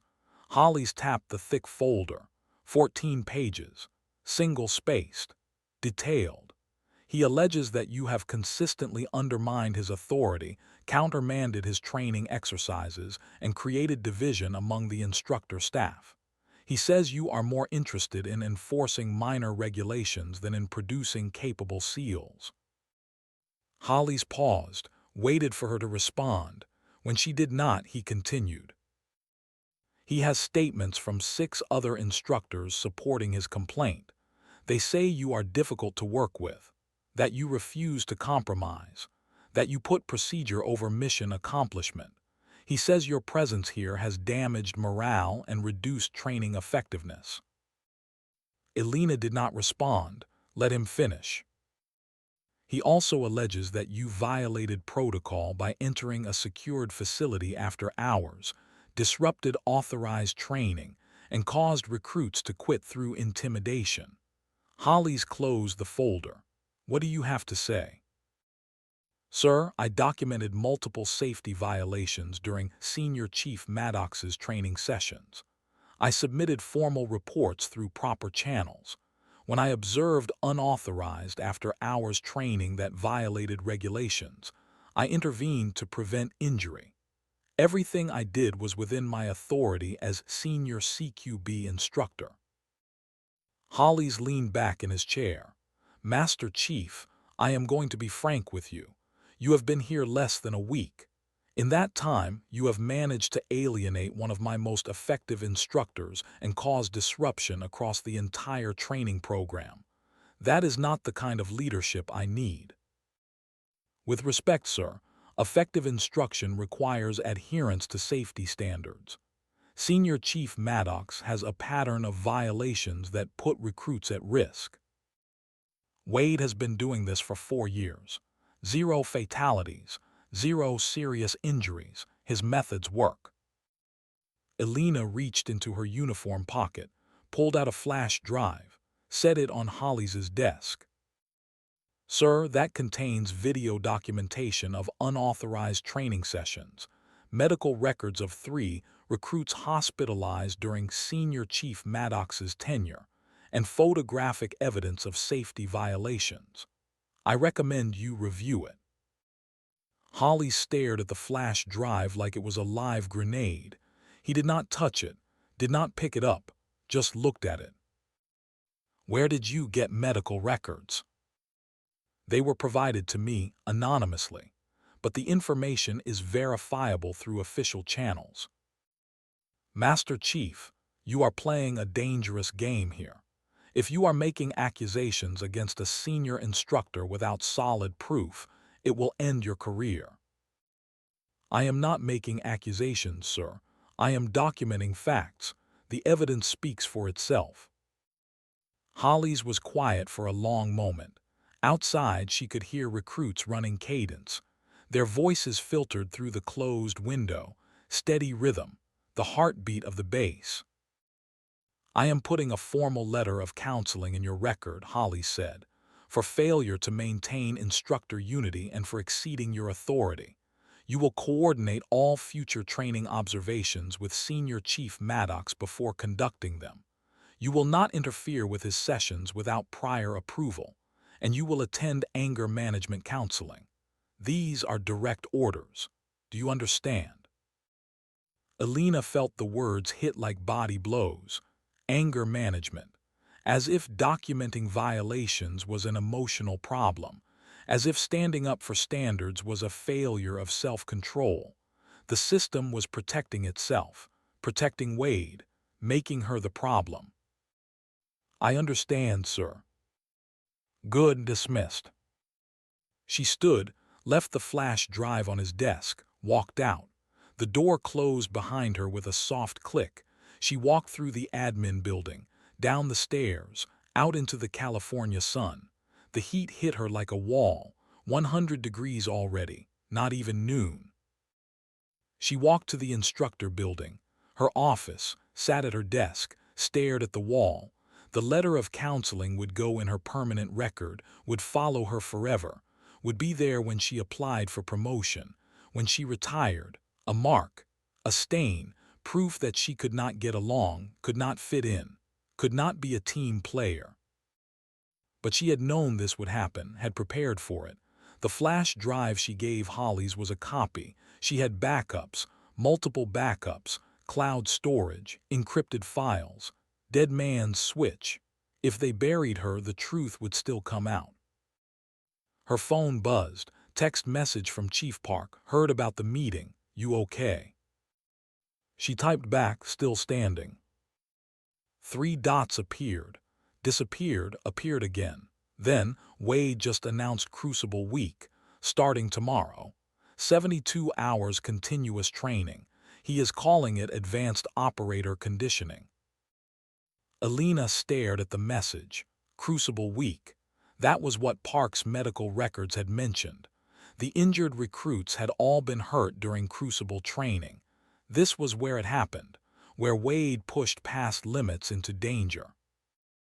She typed, I need to observe. Park's response came fast. He specifically requested you participate. As instructor trainee. Says if you are going to evaluate his methods, you need to experience them firsthand. Elena understood immediately. Wade was setting a trap, making her go through his crucible. If she refused, she looked weak. If she participated and failed, she proved his point that her standards were too soft. If she participated and succeeded, he would find a way to discredit it. But she had no choice. This was her chance to document everything, to see exactly what Wade did, to gather evidence that could not be disputed. She typed, "When do we start?" "Tomorrow, 0400. Bring your suffering." Elena set down her phone, looked at the clock on the wall.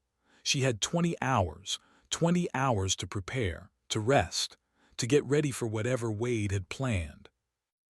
She stood, walked to the barracks, changed into PT gear, ran 8 miles, fast, pushing her pace, testing her knee. It held, ached but held. She did pull-ups until her arms shook, did sit-ups until her core burned, pushed her body, reminded it what pain felt like, what endurance meant. That evening she ate a full meal. Protein, carbohydrates, hydration, fuel for what was coming. Then she went to her rack, set her alarm for 0300, lay down, closed her eyes. Sleep came slowly. Her mind kept working, running scenarios, thinking through what Wade might do, how far he might push, where the lines were between training and abuse, between testing and breaking. But eventually exhaustion won. She slept, dreamless, the sleep of operators who had learned to rest anywhere, anytime, because you never knew when the next chance would come. The alarm pulled her from darkness. 0300. She dressed in the dark, camouflage utilities, boots laced tight, patrol cap. She filled her camelback with water, checked her gear, everything secured, everything ready. At 0345 she walked to the training compound. The sky was still black, stars overhead, the ocean a distant rumble. She was not the first to arrive. 12 instructors stood in formation. Wade at the front, his crew behind him, park off to one side, tours next to him. Others Elena recognized but did not know well. And 20 recruits, volunteers from class 389, the ones who wanted more, who thought they needed to prove something. Chen was there, the small recruit who had struggled in the pool. He saw Elena and nodded, respect, recognition. Wade walked to the front of the formation, looked at everyone assembled. His voice carried in the pre-dawn darkness. Crucible week starts now. 72 hours, no breaks, no quit. You will be tested physically, mentally, and emotionally. Some of you will fail, that is expected, that is the point. We do not need everyone, we need the best. He paused. Senior Chief Vance will be participating as an instructor trainee. She wanted to evaluate our methods. Now she gets to experience them. The recruits looked at Elena, some with curiosity, some with respect.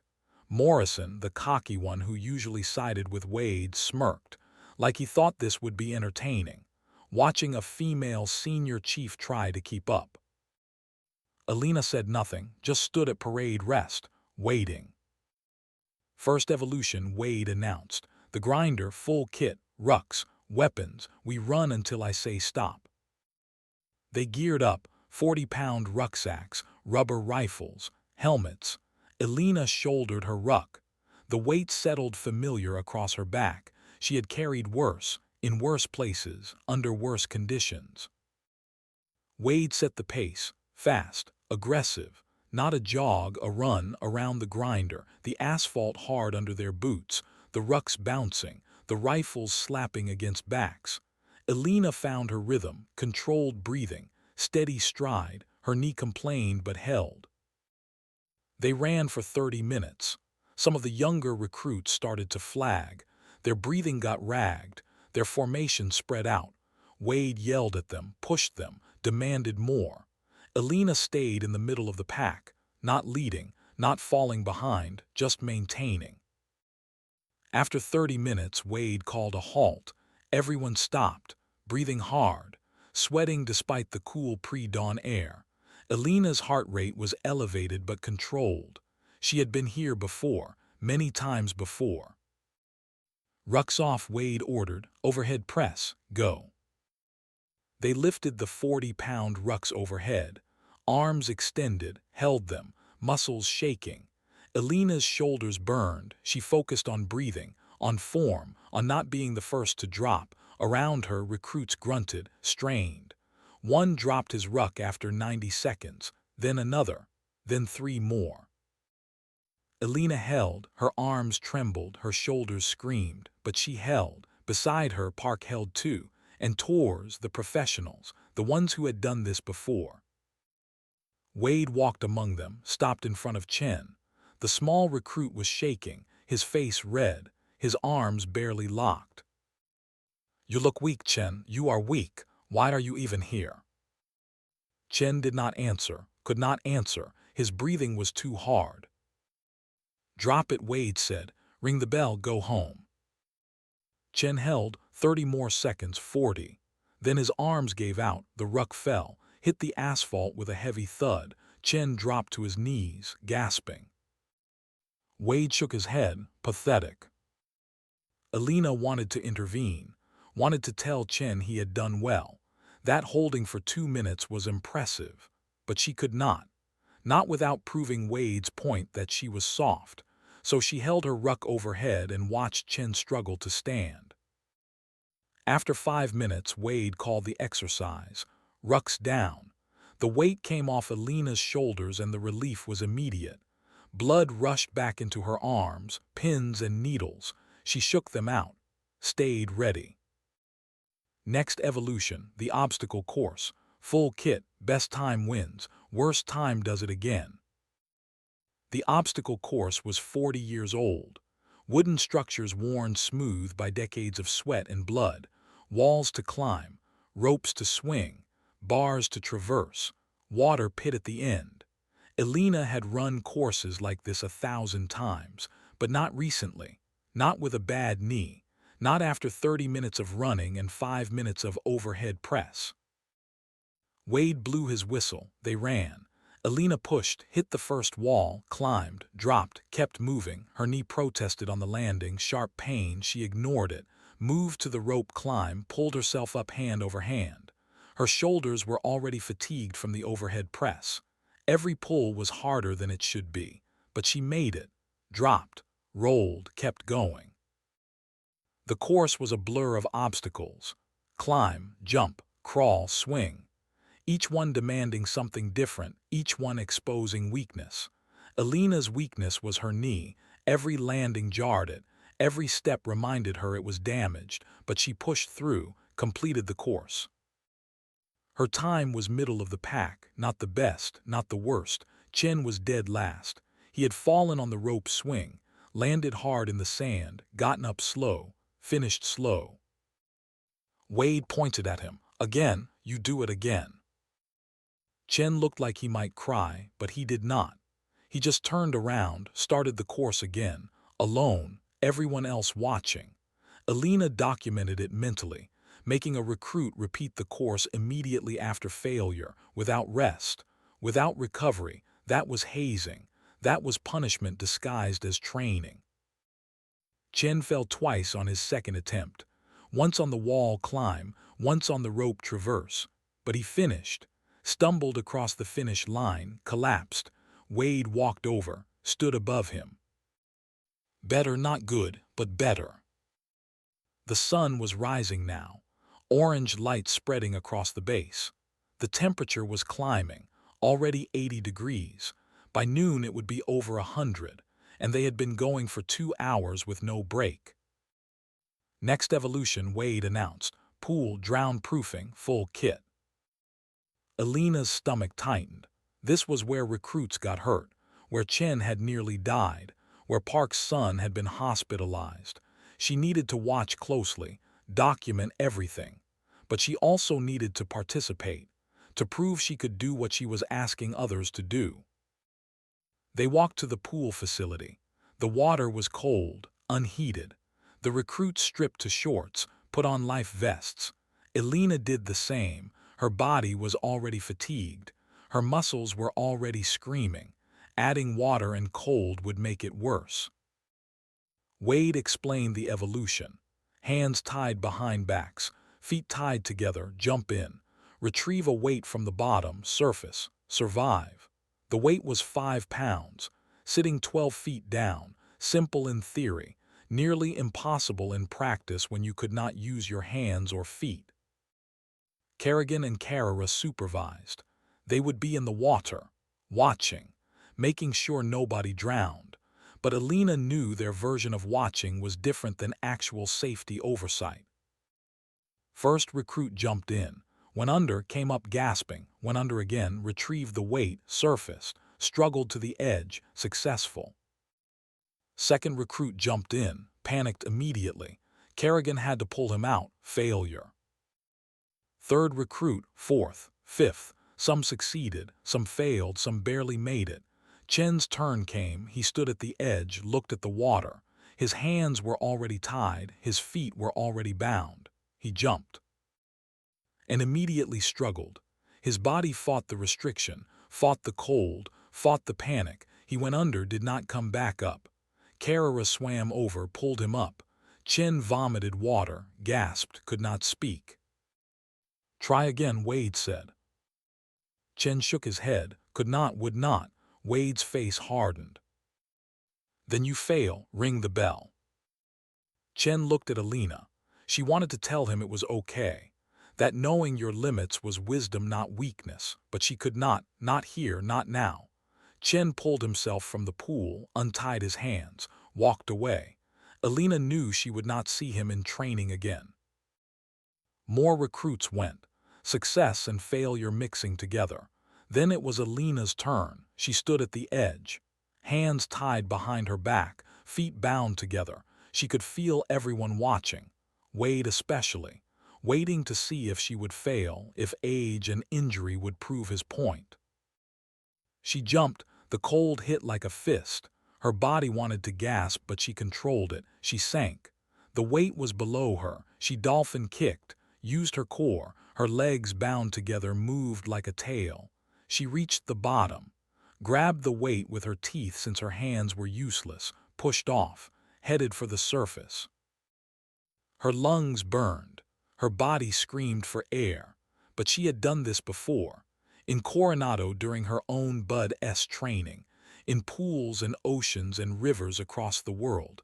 She knew how to control panic, how to stay calm when your body was dying. She broke the surface, gasped, kept the weight in her teeth, swam to the edge using only her core and her kick, made it, pulled herself out, spit out the weight, stood there dripping. Wade looked disappointed. He had wanted her to fail, needed her to fail, but she had not. The evolutions continued, hour after hour, running, lifting, climbing, swimming, no breaks, no rest, just continuous movement, continuous testing. The recruits dropped one by one. Exhaustion, injury, surrender. By hour 12, only 15 of the original 20 remained. Elena was still there, so was Morrison, so was Hall, the prior enlisted Marine, the strong ones, the stubborn ones, the ones who would rather die than quit. The sun was directly overhead now, heat radiating off the asphalt. The temperature had passed 100 degrees. They were running the obstacle course again, this time with logs, heavy wooden telephone poles, teams of 4. Lift them, carry them, over walls, under barriers, through the course. Elena was on a team with Morrison, Hall, and another recruit named Jackson. Morrison was the biggest, the strongest. He took the front position. Elena was at the rear. The log weighed over 200 pounds. Distributed across 4 people, it was manageable. Barely. They lifted, started moving. The log bit into Elena's shoulder. Her legs were rubber. Her knee was past pain into numbness. But she moved, kept pace. The team reached the first wall. They had to lift the log over, all 4 pushing. Morrison grunting, Hall straining, Elena adding what strength she had left. The log went over. They followed, landed, kept moving. Elena's vision was starting to narrow, edges going gray, dehydration, exhaustion, heat. All combining, she blinked, forced focus, kept moving. Halfway through the course, Jackson collapsed, just dropped, the log shifted. Elena and Hall caught it, but Morrison lost his grip. The log fell, crashed into the dirt. Jackson was on the ground, not moving, not responsive. Wade ran over, looked down at Jackson. The recruit's eyes were rolled back. His breathing was shallow. Heat stroke, medical emergency. "Call it in," Torres said. She was standing nearby, ready to intervene. "This is medical." "He is fine," Wade said, "just weak. Splash some water on him." "He needs a hospital," Torres insisted. "Look at him." Elena knelt beside Jackson, checked his pulse. Rapid and thready, checked his skin, dry, no sweat, classic heat stroke. If they did not cool him down and get him fluids, he could die. Brain damage, organ failure, death. She looked up at Wade. "This recruit needs immediate medical attention. I am calling it." "You do not have that authority," Wade said. "I have the authority to prevent a fatality." Elena pulled out her phone, called base medical, gave the location, gave the symptoms, requested immediate transport. Wade stepped close to her. "You just ended his career. He could have pushed through. He could have died, and that would have ended more than his career." The ambulance arrived within minutes. Corpsmen loaded Jackson onto a stretcher, started IVs, began cooling procedures. The recruit was unconscious, unaware, but alive. Wade turned to the remaining recruits. "Back to work. We do not stop because someone could not handle it." But Elena saw it in the recruits' faces. Doubt, fear. They had just watched one of their own collapse, watched Wade want to leave him there, watched Elena force medical intervention. They were starting to question, starting to think. The training continued into the night. Hour 16, hour 20, hour 24. No sleep, no real rest, just evolutions, one after another, running, swimming, lifting, fighting. The instructors rotated out for breaks, but the recruits and Elena did not. They pushed through, broke through, survived. At hour 30, Carrera approached Elena. They were in a brief pause between evolutions, sitting on the grinder, drinking water, trying to recover. Carrera sat next to her, did not look at her, just stared straight ahead. "Master Chief, I need to tell you something." Elena waited. "Wade is planning something for tomorrow, the final evolution. He told Kerrigan and me to set it up special, make it dangerous. He wants someone to get hurt bad enough that they have to shut down Crucible week. Then he blames you for causing it, says you created dissension that led to accidents." "Why are you telling me this?" "Because I have a little sister. She is 20, wants to join the Navy, wants to be a corpsman. And if she goes through training like this, if instructors like Wade break her because they can, I could not live with myself." "What is he planning?" "Live fire exercise, close quarters. He is going to mix live rounds with blanks, create chaos. Says it will teach stress inoculation, but really it is just dangerous." "That is criminally negligent." "I know." Carrera finally looked at her. "I will testify if you need a witness. If you need someone to go on record, I will do it, but I need protection. Wade has friends. He can make my career disappear. I can protect you, but I need everything. Every violation you have seen, every dangerous thing he has done, all of it documented. I have been keeping notes, photos. I can give them to you. Do it tonight, before the final evolution." Carrera nodded, stood, walked away. Elena watched him go, realized that Wade's crew was fracturing. Carrera had conscience, had limits, had reached them. The final day of Crucible week arrived with no fanfare, just exhaustion. The recruits were walking zombies, 48 hours without sleep, constant physical activity. Their bodies were breaking down. Their minds were following. Elena was not much better. Her knee was swollen. Her shoulders were bruised. Her hands were blistered, but she was still moving, still documenting, still watching. Wade gathered everyone at the kill house, the live fire facility. He explained the final evolution: combat simulation, pop-up targets, stress conditions, smoke, noise, confusion, and live ammunition mixed with blanks. The recruits would not know which was which. They would have to treat every round as real. "This is unsafe," Torres said. "Mixing live and blank is against every protocol." "This is advanced training," Wade countered. "Real combat is not safe. Get used to it." "I am documenting this as a safety violation," Elena said. She held up her phone, recording. "Document whatever you want, Master Chief. My methods produce results." The evolution began. The first pair of recruits entered the kill house. Elena heard the door close behind them, heard their boots on concrete. Then the smoke grenades deployed. Thick white smoke poured through the corridors, filled the rooms, reduced visibility to arm's length. Then the strobe lights started, disorienting flashes. White, blinding, making depth perception impossible, making everything a nightmare. The pop-up targets began appearing. Mechanical sounds, pneumatic hisses, shapes emerging from smoke. The recruits fired. The sound was massive, deafening. Some rounds were blanks. Sharp crack but no projectile. Some were live, deeper sound, real danger. The recruits could not tell the difference. Could not know which trigger pull would send metal downrange at lethal velocity.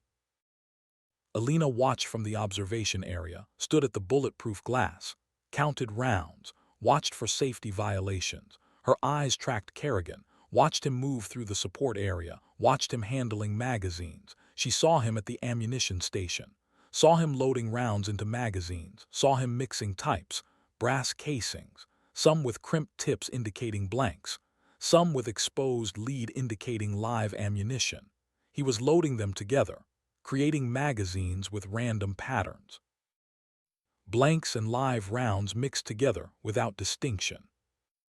That was wrong. That was against every safety protocol ever written. Live and blank ammunition were never supposed to be mixed, never loaded in the same magazine, never fired from the same weapon without complete clearing and verification. The risk was too high, the consequences too severe. She started to call out, started to stop the evolution, but Wade was next to her, watching. His presence was a challenge, a dare. If she stopped it now, he would say she was being overcautious, paranoid, unable to handle realistic training. She needed evidence, needed documentation, needed to let it play out just long enough to prove how dangerous it was. The first pair exited, successful, shaken but unharmed. The second pair entered. Elena's hands gripped the railing in front of the observation glass. Her knuckles were white. The smoke, the strobes, the confusion. She could see it all playing out, could see the disaster forming. Third pair, fourth, fifth, each one surviving through luck more than skill. Then Morrison's turn came, the cocky recruit who worshipped Wade, who believed that aggression and speed solved everything, who thought he was invincible. He entered with Jackson, the recruit who had collapsed from heat stroke but had somehow convinced medical to let him return for the final evolution.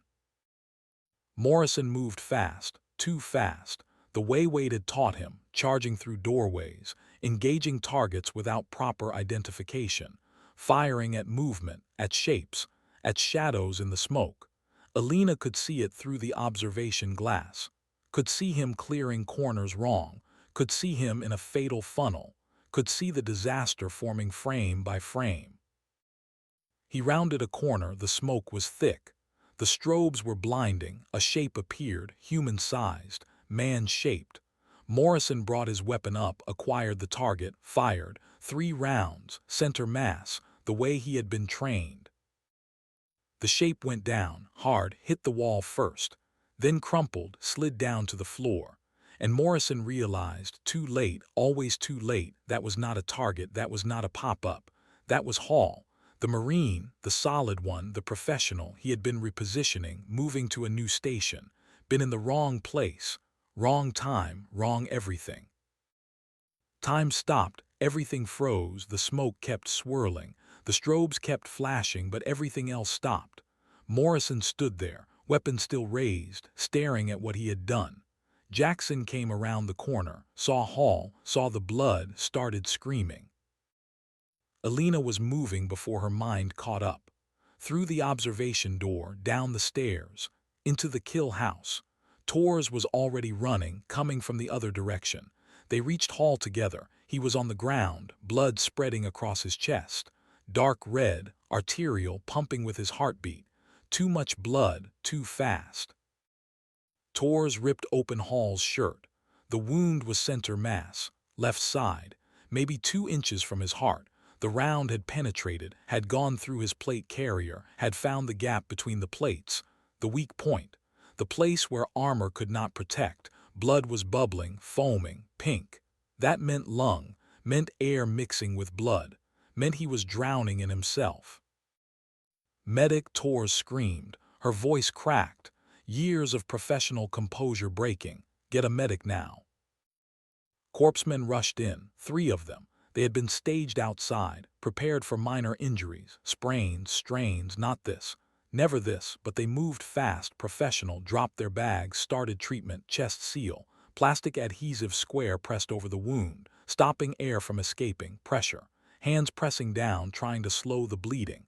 IVs, 2 of them, large bore needles, pushing fluid, replacing volume.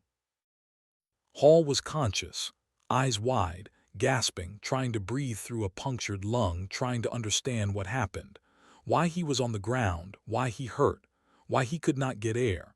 Elena knelt beside him, took his hand, squeezed. Stay with me, Marine. You are going to be fine. Breathe slow. Let them work. Hall's eyes found hers. Locked on, he was terrified, 24 years old and terrified, but he squeezed her hand back, held on, kept fighting. The corpsmen worked, fast, efficient, years of training taking over, combat medicine, battlefield trauma care, save the life, stabilize, evacuate. They got him packaged, got him on a stretcher, started moving toward the exit. The ambulance was already there, sirens blaring, lights flashing, ready. Elena turned to Wade. You mixed live rounds, you created this. Wade's face was white. That was supposed to be blanks, all blanks. I told Kerrigan blanks only. Kerrigan stood in the corner, silent, pale. He had loaded live rounds, had created the danger, had nearly killed someone. But as Elena looked at the scene, she saw something else. Saw Captain Holly standing in the observation tower. He had been there the whole time, watching. He had seen the safety violations, seen the dangerous training, seen it all, and he had not stopped it. Their eyes met across the smoke and chaos. Holly's face was unreadable, but Elena understood. He had let this happen, had known it would happen, had allowed it because it gave him an excuse to shut down Elena's investigation, to blame the chaos on her interference, to make the problem go away. The ambulance arrived, loaded Hall, rushed him to the hospital. He would live. The round had missed his heart by inches, but he would never be a SEAL. Medical discharge, career over. Wade stood in the middle of the kill house, looking at his hands, at the blood on the floor, at the end of everything he had built. Carrera walked up to Elena, handed her a flash drive.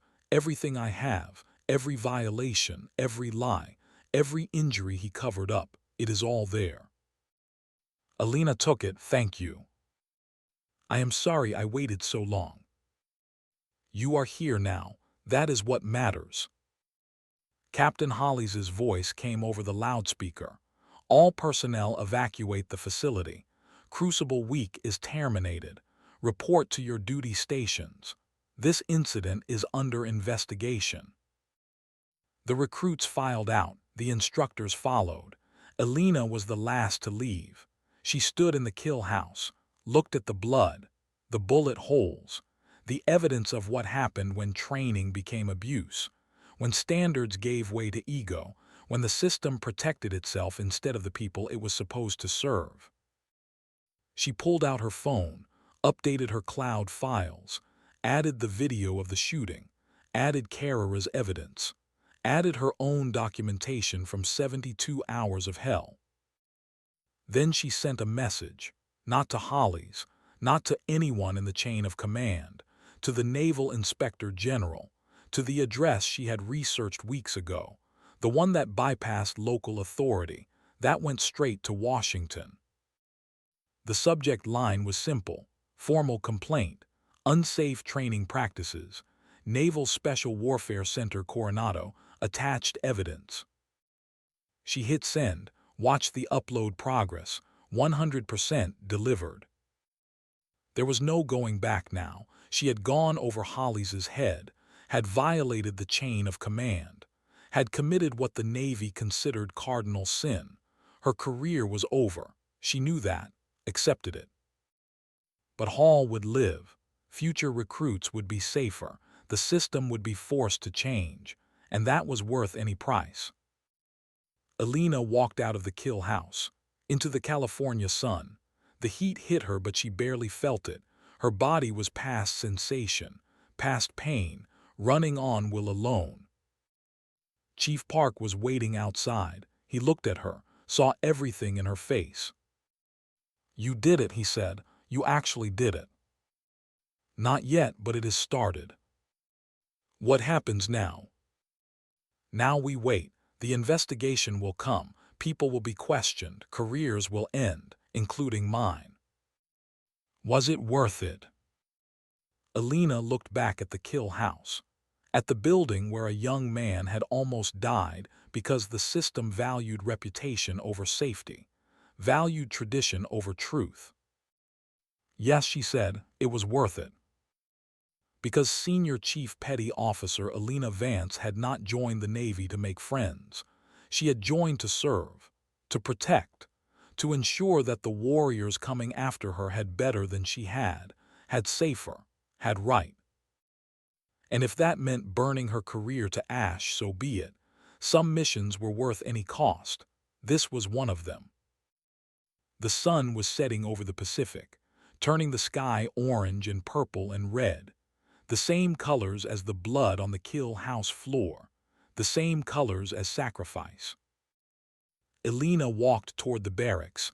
Her knee was screaming, her body was broken, but her conscience was clear. For the first time since arriving at Coronado, she slept without nightmares. Tomorrow would bring consequences, investigations, accusations, the full weight of the system trying to crush her. But tonight she had won, not the war, but this battle, and sometimes one battle was enough to change everything. The hospital room was white, everything white, walls, ceiling, sheets. The fluorescent lights buzzed overhead with that electrical hum that never quite stopped, made you think of insects, made you think of things dying slow. Hall was in the bed, tubes running into his arms, monitors beeping steady rhythm, alive, barely, but alive. Elena stood outside the room, looking through the window. She had not been allowed inside, orders from Captain Hollies. No contact with the injured recruit, no statements, no conversations. She was a witness now, maybe a suspect. The investigation had rules and she was on the wrong side of them. Hall's parents were in there. His mother sat beside the bed holding his hand. His father stood at the window looking out at nothing. They had flown in from North Carolina, had gotten the call that every military parent dreads. "Your son has been injured, training accident, come immediately." They looked destroyed, hollowed out, like someone had reached inside and removed everything that mattered. Elena wanted to tell them she was sorry, wanted to explain that she had tried to stop it, that she had documented everything, that she had gone over heads and broken rules to make sure this would never happen again. But sorry was not enough. Explanations were not enough. Their son had a bullet hole in his chest, had almost died. would never be a SEAL, would carry that scar forever, and no amount of sorry would change that. A hand touched her shoulder. She turned. Chief Park stood there. He looked older than he had a week ago, lines around his eyes deeper, hair grayer, like the stress had aged him years in days. "NCIS is here," Park said quietly. "They want to talk to you." Elena nodded, followed him down the hallway. The hospital smell was strong, antiseptic and sickness mixing together. Her boots squeaked on the linoleum. The sound echoed, made her think of walking to her own execution. The NCIS agents were waiting in a conference room. Two of them, Special Agent Marcus Webb, 40-something, black, former Marine, you could tell by the way he stood, the way his shoulders stayed square even when he was sitting, the way he evaluated everyone who entered a room looking for threats, looking for weaknesses, looking for truth. And Special Agent Sarah Chen, 30-something, Asian, sharp eyes behind wire-rimmed glasses that missed nothing, notebook already open, pen ready. Recording device visible on the table between them, everything official, everything documented. The room was small. No windows, gray walls, a table and 4 chairs, the kind of space designed for confessions, for breaking people down, for extracting information. Elena had been in rooms like this before, had conducted interrogations, had been interrogated, knew the psychology, the techniques, the way silence became pressure, the way questions became traps, the way truth became complicated when filtered through official reports. They introduced themselves, showed credentials, Naval Criminal Investigative Service badges, gold shields, federal agents with authority that superseded base command. This was no longer a local matter, no longer something Captain Hollies could bury in paperwork and make disappear. Hall's injury had triggered mandatory investigation protocols, shooting during training, live ammunition, federal jurisdiction. The machine had been activated and it could not be stopped. Master Chief Vance, Agent Webb said, "Please sit." His voice was deep, measured, professional courtesy with an undercurrent of suspicion. Everyone was a suspect until proven otherwise. That was how investigations worked. Elena sat.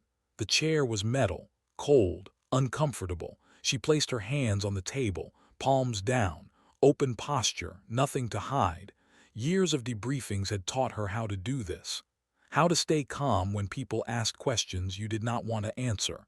How to tell the truth without incriminating yourself. How to navigate the space between loyalty and honesty. Agent Chen clicked her pen. The sound was sharp in the small room. She began writing. Date, time, present parties, everything documented. We need your statement regarding the incident at the Kill House facility. Walk us through what you observed. Start from the beginning, take your time, details matter.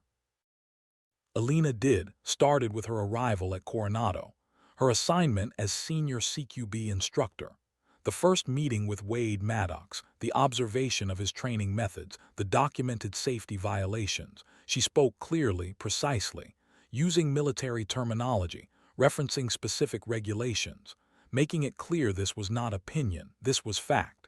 These were violations of established protocol, not preference, not style, violations.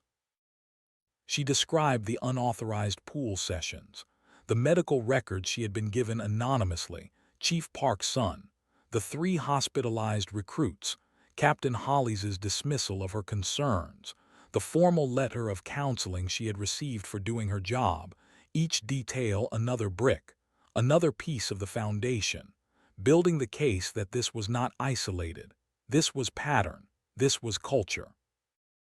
Agent Webb listened without interrupting.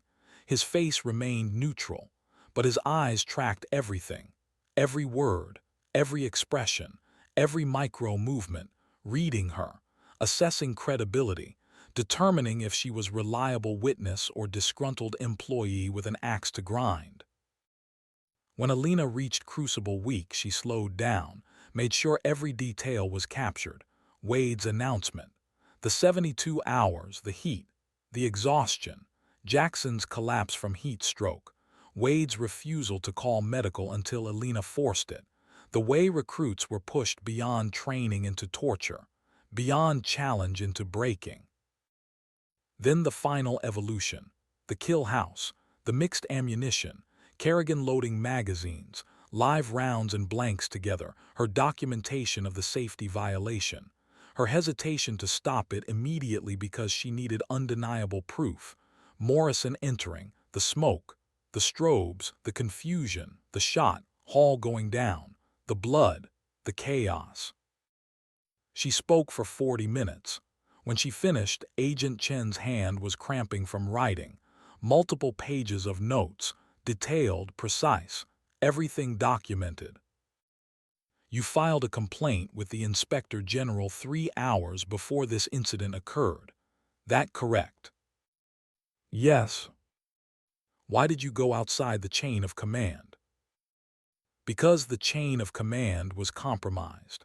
Captain Hollies had witnessed multiple safety violations and taken no action. I believed local channels would not result in corrective measures. Agent Chen made notes, fast, efficient. Did you at any point attempt to stop the final evolution before the shooting? I documented safety violations and prepared to intervene, but the evolution began before I could halt it. Once it started, stopping it mid-evolution could have created additional danger. Why did you not refuse to participate in Crucible Week when you knew it was unsafe? Because refusal would have prevented me from gathering evidence. I needed to observe and document from inside the training program. Agent Webb tapped the table. You put yourself and recruits at risk to build a case. I put myself at risk. The recruits were already at risk.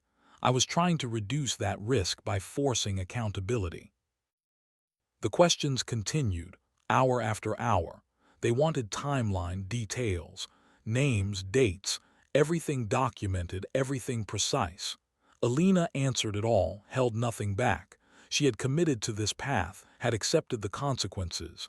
Now she would see it through. When they finished, Agent Webb stood, closed his notebook.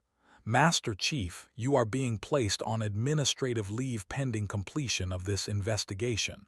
You will surrender your credentials and remain on base. You will not contact other witnesses. You will not discuss this case. Do you understand? I understand. Agent Chen handed her a card. If you remember anything else, call this number. Elena took the card, left the conference room, walked through the hospital out into the California sun. The heat was brutal, over 100 degrees, but she barely felt it. Her mind was elsewhere, running through scenarios, thinking about what came next. Park was waiting by his truck. He looked at her, saw the answer in her face. They suspended you. Administrative leave, standard procedure. What do we do now? We wait, let the investigation work, let the evidence speak. Park shook his head. Wade is already spinning this, telling everyone you created a hostile environment, that your interference caused the accident. That Hall got shot because Morrison was distracted by the tension between instructors. Let him spin, the evidence does not lie. But people do, and Wade is good at getting people to believe him. Elena looked across the parking lot, saw the NSW Center in the distance, the grinder, the obstacle course, the buildings where thousands of seals had been forged.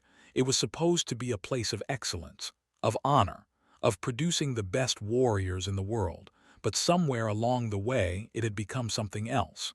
A place where ego mattered more than safety, where reputation mattered more than truth. We do not need everyone to believe, Elena said. We just need enough people to tell the truth. The next 3 days were isolation. Elena was confined to base but restricted from the training areas, could not go to the instructor building, could not observe classes, could not talk to recruits. She was a ghost, invisible, erased from the daily operations. She spent the time in her quarters, reading regulations, reviewing her documentation, making sure everything was organized, everything was defensible, the evidence was strong. Video, photos, medical records, witness statements, but strong evidence meant nothing if people chose not to see it.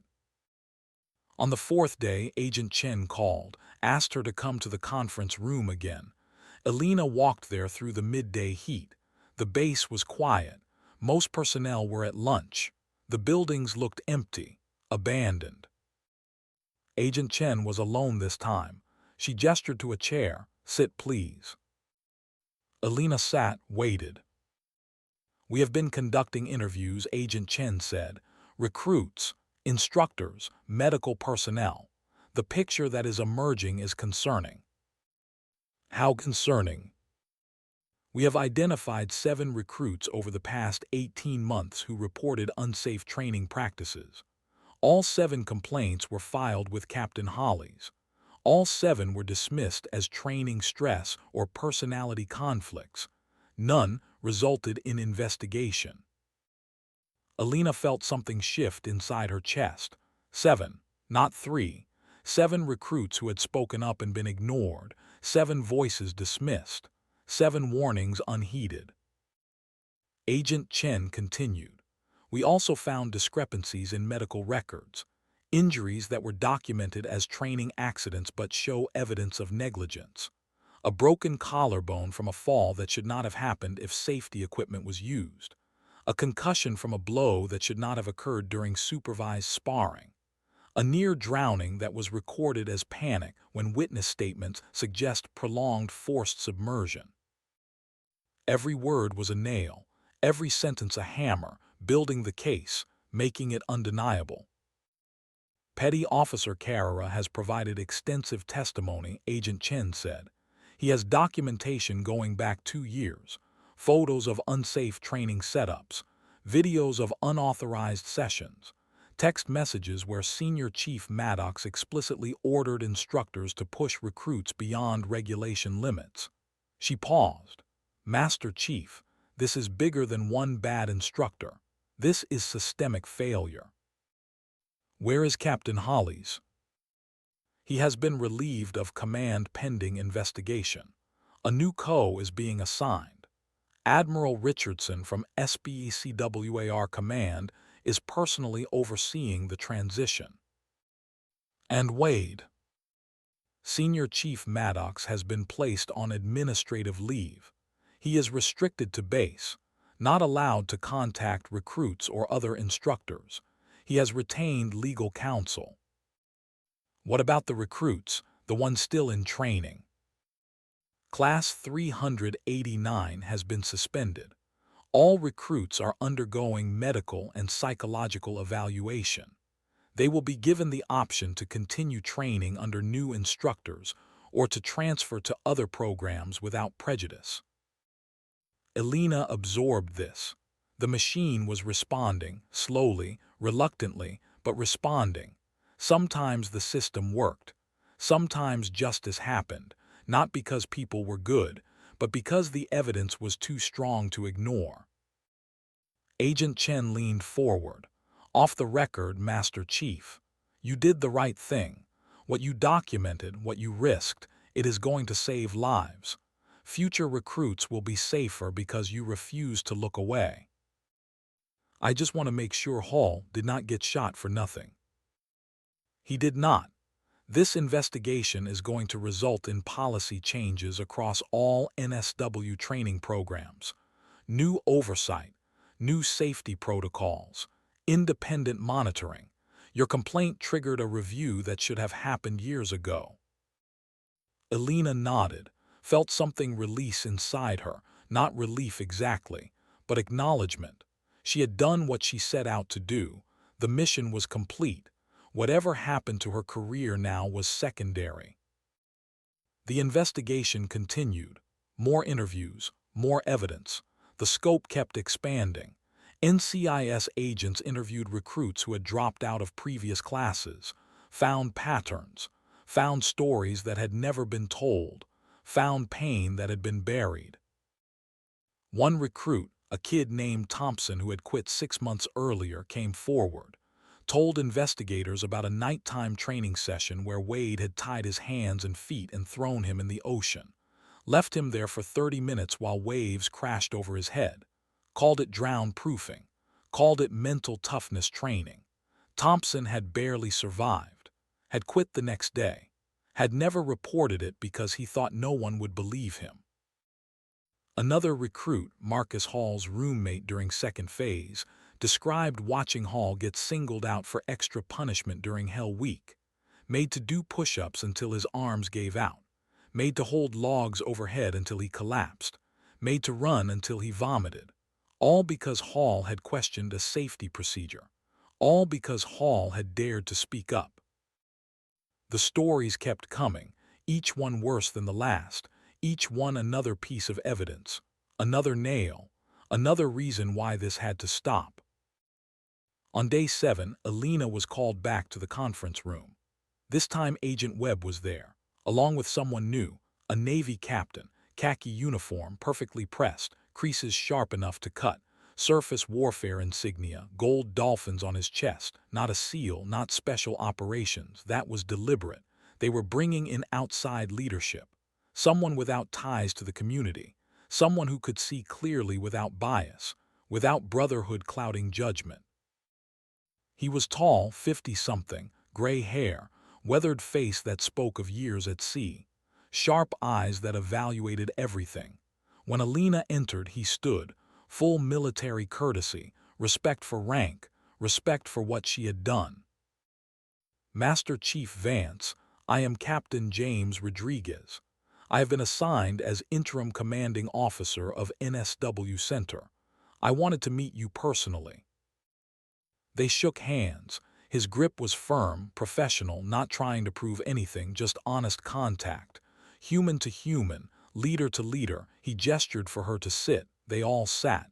Agent Webb pulled out his notebook, ready to document everything. This meeting would be on record, part of the official file. I have read your complete file, Captain Rodriguez said.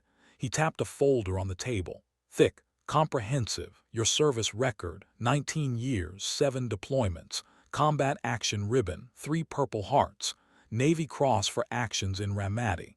You pulled 2 Marines out of a kill zone while taking fire from 3 directions, sustained injuries yourself, continued to fight, completed the mission. He paused, looked at her directly. That shows character, shows courage, shows someone who puts mission and people above self. Elena said nothing. Let him continue. Where he was going mattered more than what she might say. Rodriguez flipped pages. I also read your documentation of safety violations here at Coronado. 14 specific incidents during Senior Chief Maddox's training sessions. Video evidence, photo evidence, medical records, witness statements. He looked up. This is some of the most comprehensive documentation I have ever seen. You did not just observe. You built a case, methodically, professionally, by the book. It was my job, sir.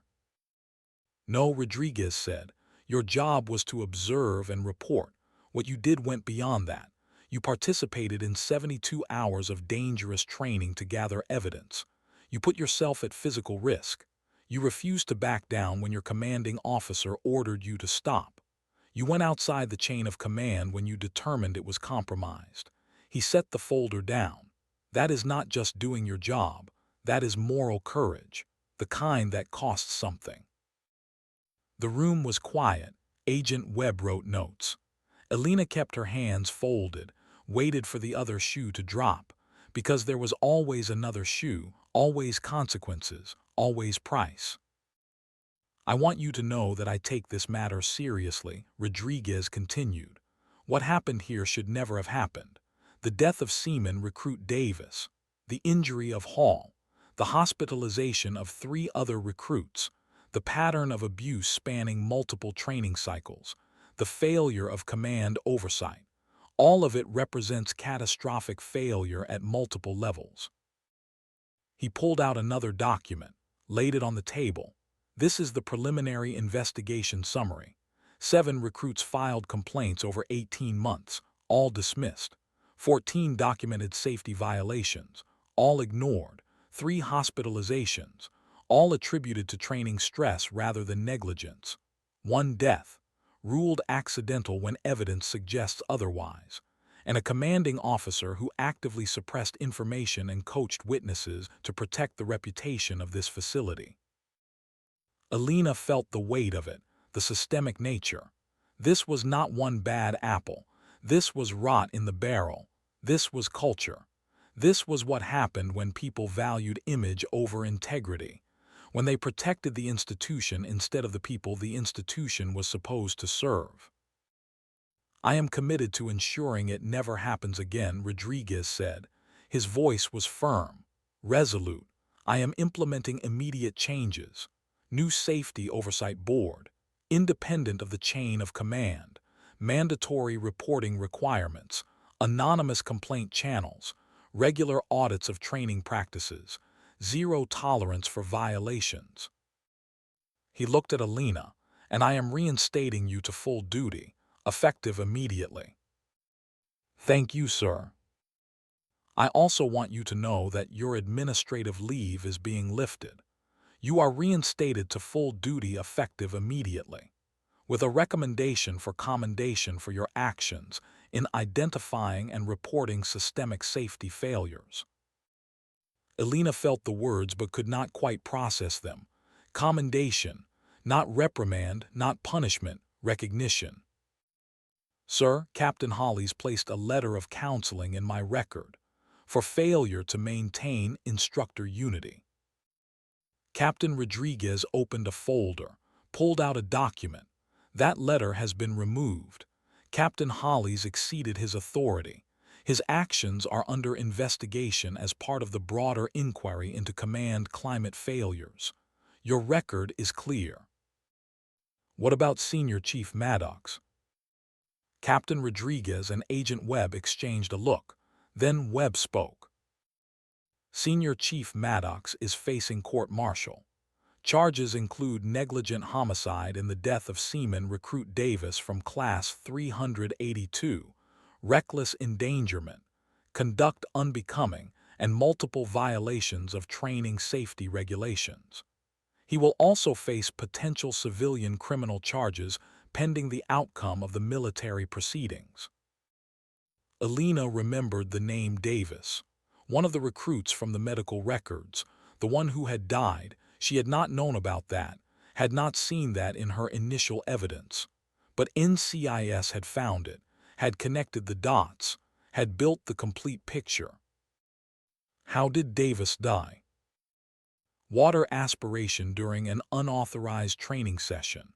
The official report called it accidental drowning, but witness testimony and medical evidence suggest he was held underwater beyond safe limits. He lost consciousness, was not given proper medical attention immediately. By the time corpsmen arrived, it was too late. The room was quiet, the weight of it settling on everyone. A young man was dead, not in combat, not serving his country against enemies, but in training, at the hands of people who were supposed to protect him, supposed to build him up, not break him. There is more, Agent Webb said. We have evidence that Captain Hollies was aware of Davis's death circumstances, that he personally intervened to ensure the investigation was closed quickly, that he coached witnesses, that he altered reports. He is facing charges of obstruction of justice and conduct unbecoming. The whole structure was collapsing, not just Wade, not just one bad instructor, but the system that enabled him, protected him, allowed him to continue. Master Chief, Captain Rodriguez said, I know this has been difficult, but your actions have exposed failures that went to the highest levels of this command. You may have saved dozens of lives, future recruits who will never face what Hall faced, what Davis faced, what your own Chief Park's son faced. Elena thought about Park's son, about the young man who had quit Bud S because he thought he was not good enough, who had carried that failure like a weight, who would never know that he did not fail. The system failed him. Sir, permission to speak freely. Granted. I did not do this for commendations or recognition. I did it because it was right, because warriors deserve better than to be broken by the people training them, because the only thing that separates us from our enemies is that we hold ourselves to higher standards, and if we abandon those standards, we become what we fight against. Captain Rodriguez nodded slowly. That is exactly the kind of thinking we need more of, Master Chief, which is why I am offering you a position, Senior Advisor for Training Standards and Safety.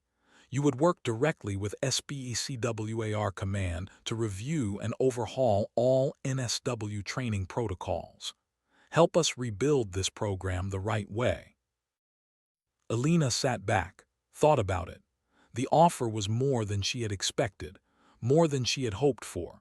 A chance not just to fix Coronado but to fix the entire system, to ensure that what happened here would never happen anywhere. I accept, sir. Good, you start Monday. He stood, so did everyone else. Welcome aboard, Master Chief. We have a lot of work to do. The meeting ended. Elena walked out into the evening air. The sun was setting over the Pacific, orange and gold spreading across the water. The same colors she had seen her first day here, but everything was different now. Everything had changed. She walked to the hospital. Hall was awake now, stable, still had tubes and monitors, but he was conscious, talking. His parents were still there. Elena knocked on the door frame. Hall's mother looked up, recognized her somehow even though they had never met. You are Master Chief Vance, the mother said. Hall told us about you, about what you did. Elena stepped into the room. I am sorry about what happened to your son. He did not deserve this. Hall's voice was rough, damaged from the breathing tube, but strong enough.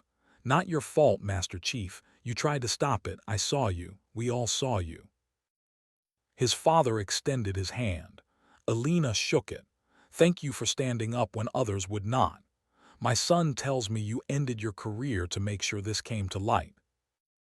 My career is fine, Elena said. Better than fine. But even if it was not, it would have been worth it. Hall managed a small smile. Heard they are court-martialing Wade and Hollies. Justice takes time, but it is coming.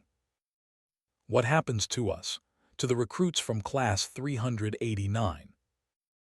You get a choice. Continue training under new instructors with proper oversight, or transfer to other programs.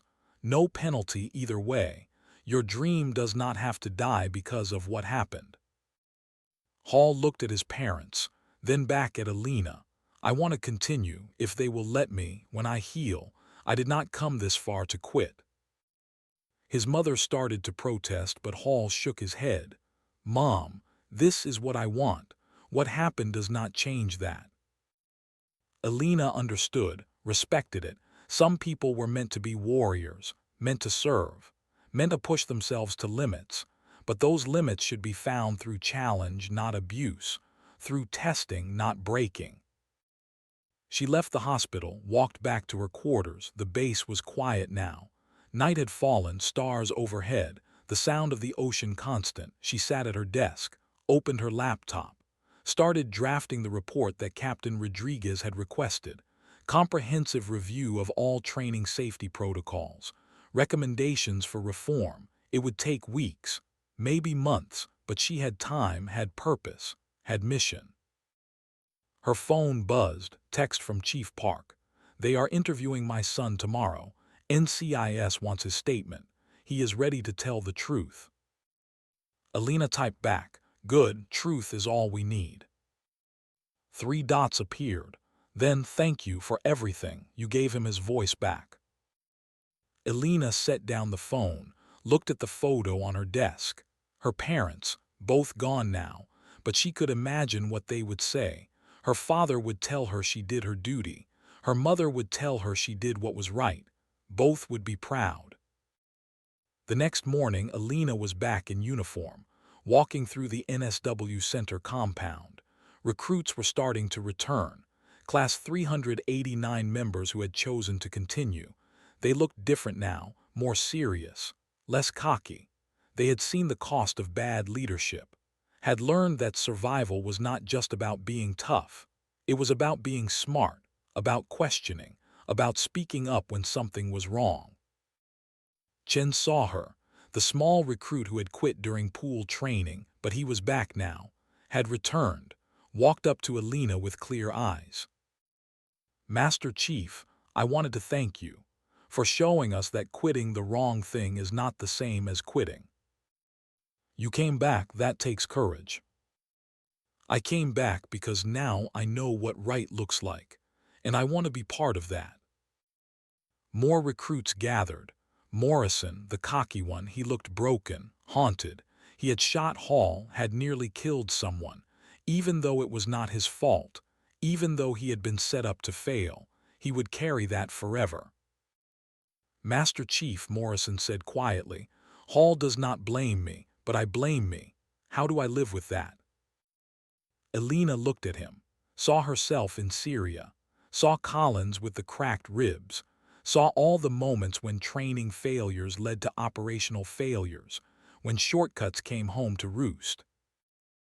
You live with it by making sure it never happens again, by being the kind of leader who protects people instead of breaking them, by remembering that power is responsibility, not permission.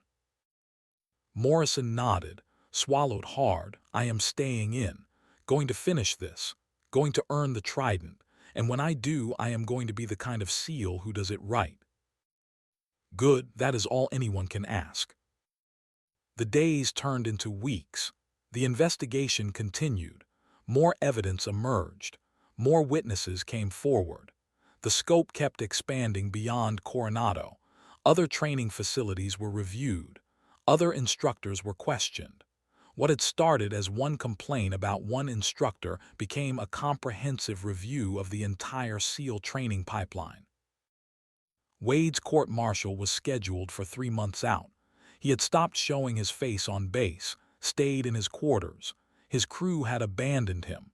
Kerrigan had resigned, taken a discharge rather than face charges.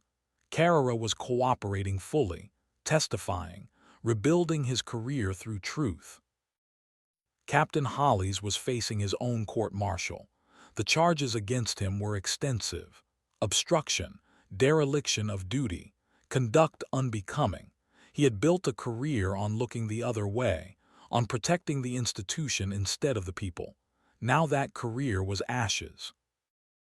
Elena worked with Captain Rodriguez daily, reviewing protocols, drafting new standards, building oversight mechanisms that would prevent future failures. It was slow work, bureaucratic work, but important work, the kind that saved lives in ways that never made headlines.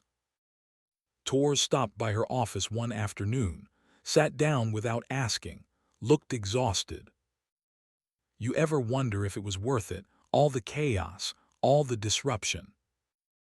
Elena looked up from her paperwork. Every day. And then I remember Hall in that hospital bed, Davis in a grave, Park's son carrying shame that was not his, and I know it was worth it. Torres nodded.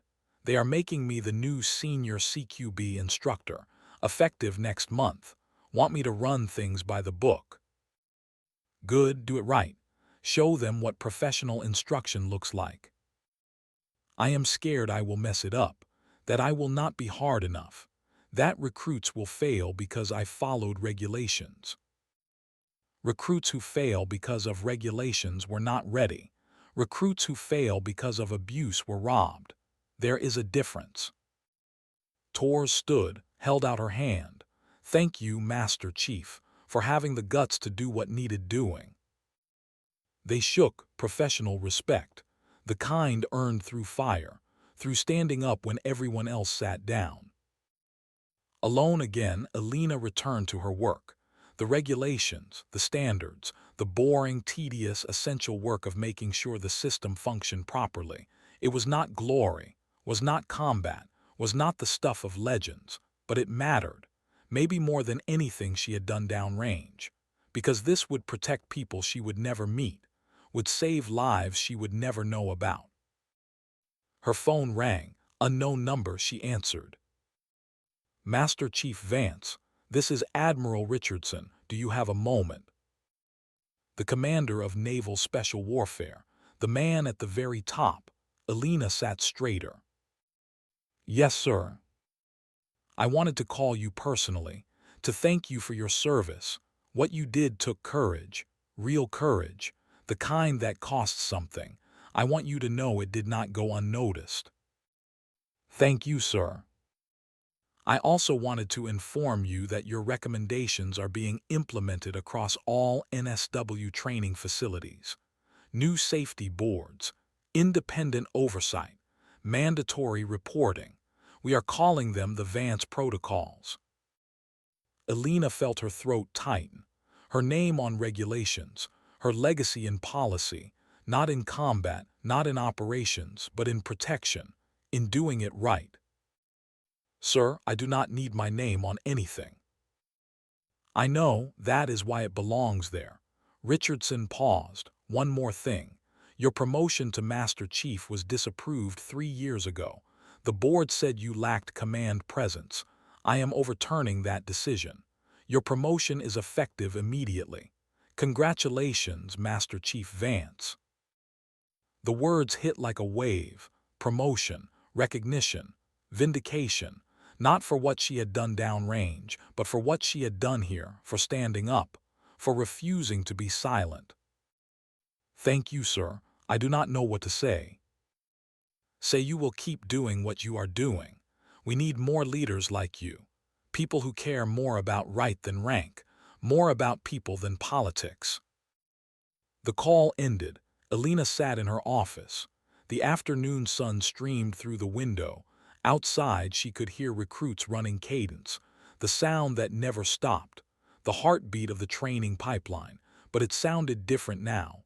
Cleaner, more professional, like something had fundamentally changed. That evening, Chief Park stopped by. He had a bottle, bourbon, good stuff, the kind you saved for special occasions. Heard about your promotion, he said. Thought we should celebrate. They sat on the steps outside the barracks, watched the sun set, sipped bourbon, did not talk much, did not need to. Some things did not require words. My son is reapplying, Park said finally. NCIS cleared him, said he did nothing wrong, that he was forced out by unsafe training. He is getting another shot. Elena smiled. That is good news. He called me yesterday. Said he wanted to thank you for fighting for people like him, for making it possible to try again. Tell him I did not do it for thanks, did it because it was right. Park nodded, sipped his bourbon. You know what Wade told people? He said you were a crusader, that you cared more about rules than results. He was half right. I do care about rules, because rules keep people alive. Results mean nothing if they are built on bodies. They sat in comfortable silence. The ocean rumbled in the distance. The stars came out one by one. The base settled into its nighttime rhythm. Tomorrow would bring more work, more regulations to write, more standards to set, more training to fix. But tonight there was peace. The peace that came from knowing you had done your duty, had stood up when it mattered, had refused to be silent. Master Chief Petty Officer Elena Vance had spent 19 years learning how to fight, learning how to survive, learning how to complete missions that seemed impossible. But her hardest mission had not been in Iraq or Afghanistan or Syria. It had been here, in Coronado, fighting her own people, fighting her own system, fighting to make it better. And she had won, not perfectly, not completely. Hall still had a bullet scar, Davis was still dead. Lives had still been damaged, but the future would be different, better, safer. That was worth everything, worth her reputation, worth her career, worth whatever it cost, because some missions were bigger than one person. Some fights were worth any price. The bourbon was smooth. The night was quiet. And for the first time since arriving at Naval Special Warfare Center, Elena Vance felt like she could breathe. The courtroom at Naval Base San Diego was smaller than Elena expected. Wood paneling, American flag in the corner, Navy flag beside it, rows of seats for spectators, a raised bench for the military judge, tables for prosecution and defense, everything formal, everything proper, everything designed to ensure that justice, when it came with dignity. Senior Chief Wade Maddox sat at the defense table. He wore his service dress blues, ribbons arranged properly, shoes shined, hair regulation, looking every inch the professional warrior, but his hands betrayed him. They shook slightly when he reached for his water glass. His eyes kept darting to the door, looking for escape that did not exist. His attorney was a Navy JAG officer, Lieutenant Commander Patricia Walsh, experienced, competent, but even she looked like she knew this was a losing battle. The evidence was overwhelming. Video, photos, medical records, witness testimony. 23 witnesses for the prosecution, only 2 for the defense, and those 2 could only testify to Wade's competence as an operator, not to his methods as an instructor. Elena sat in the third row. Not as a witness today, she had already testified, had spent 4 hours on the stand describing what she had observed, what she had documented, what she had reported. The defense attorney had tried to paint her as a disgruntled officer with a vendetta, had tried to suggest she was undermining Wade because she could not handle the demands of instruction. The prosecutor had demolished that argument with Elena's service record: 19 years, 7 deployments. Navy Cross, 3 Purple Hearts. This was not someone who could not handle demands. This was someone who knew the difference between demands and abuse. Chief Park sat next to Elena. He had also testified about his son, about the injuries that had ended a dream, about the system that had failed to protect. His testimony had been quiet, factual, but devastating. You could see it in the faces of the panel, the military jury, 7 senior officers, all special warfare qualified, all with years of experience. They knew what training should look like, and they knew this was not it. Gunny Torres sat behind them.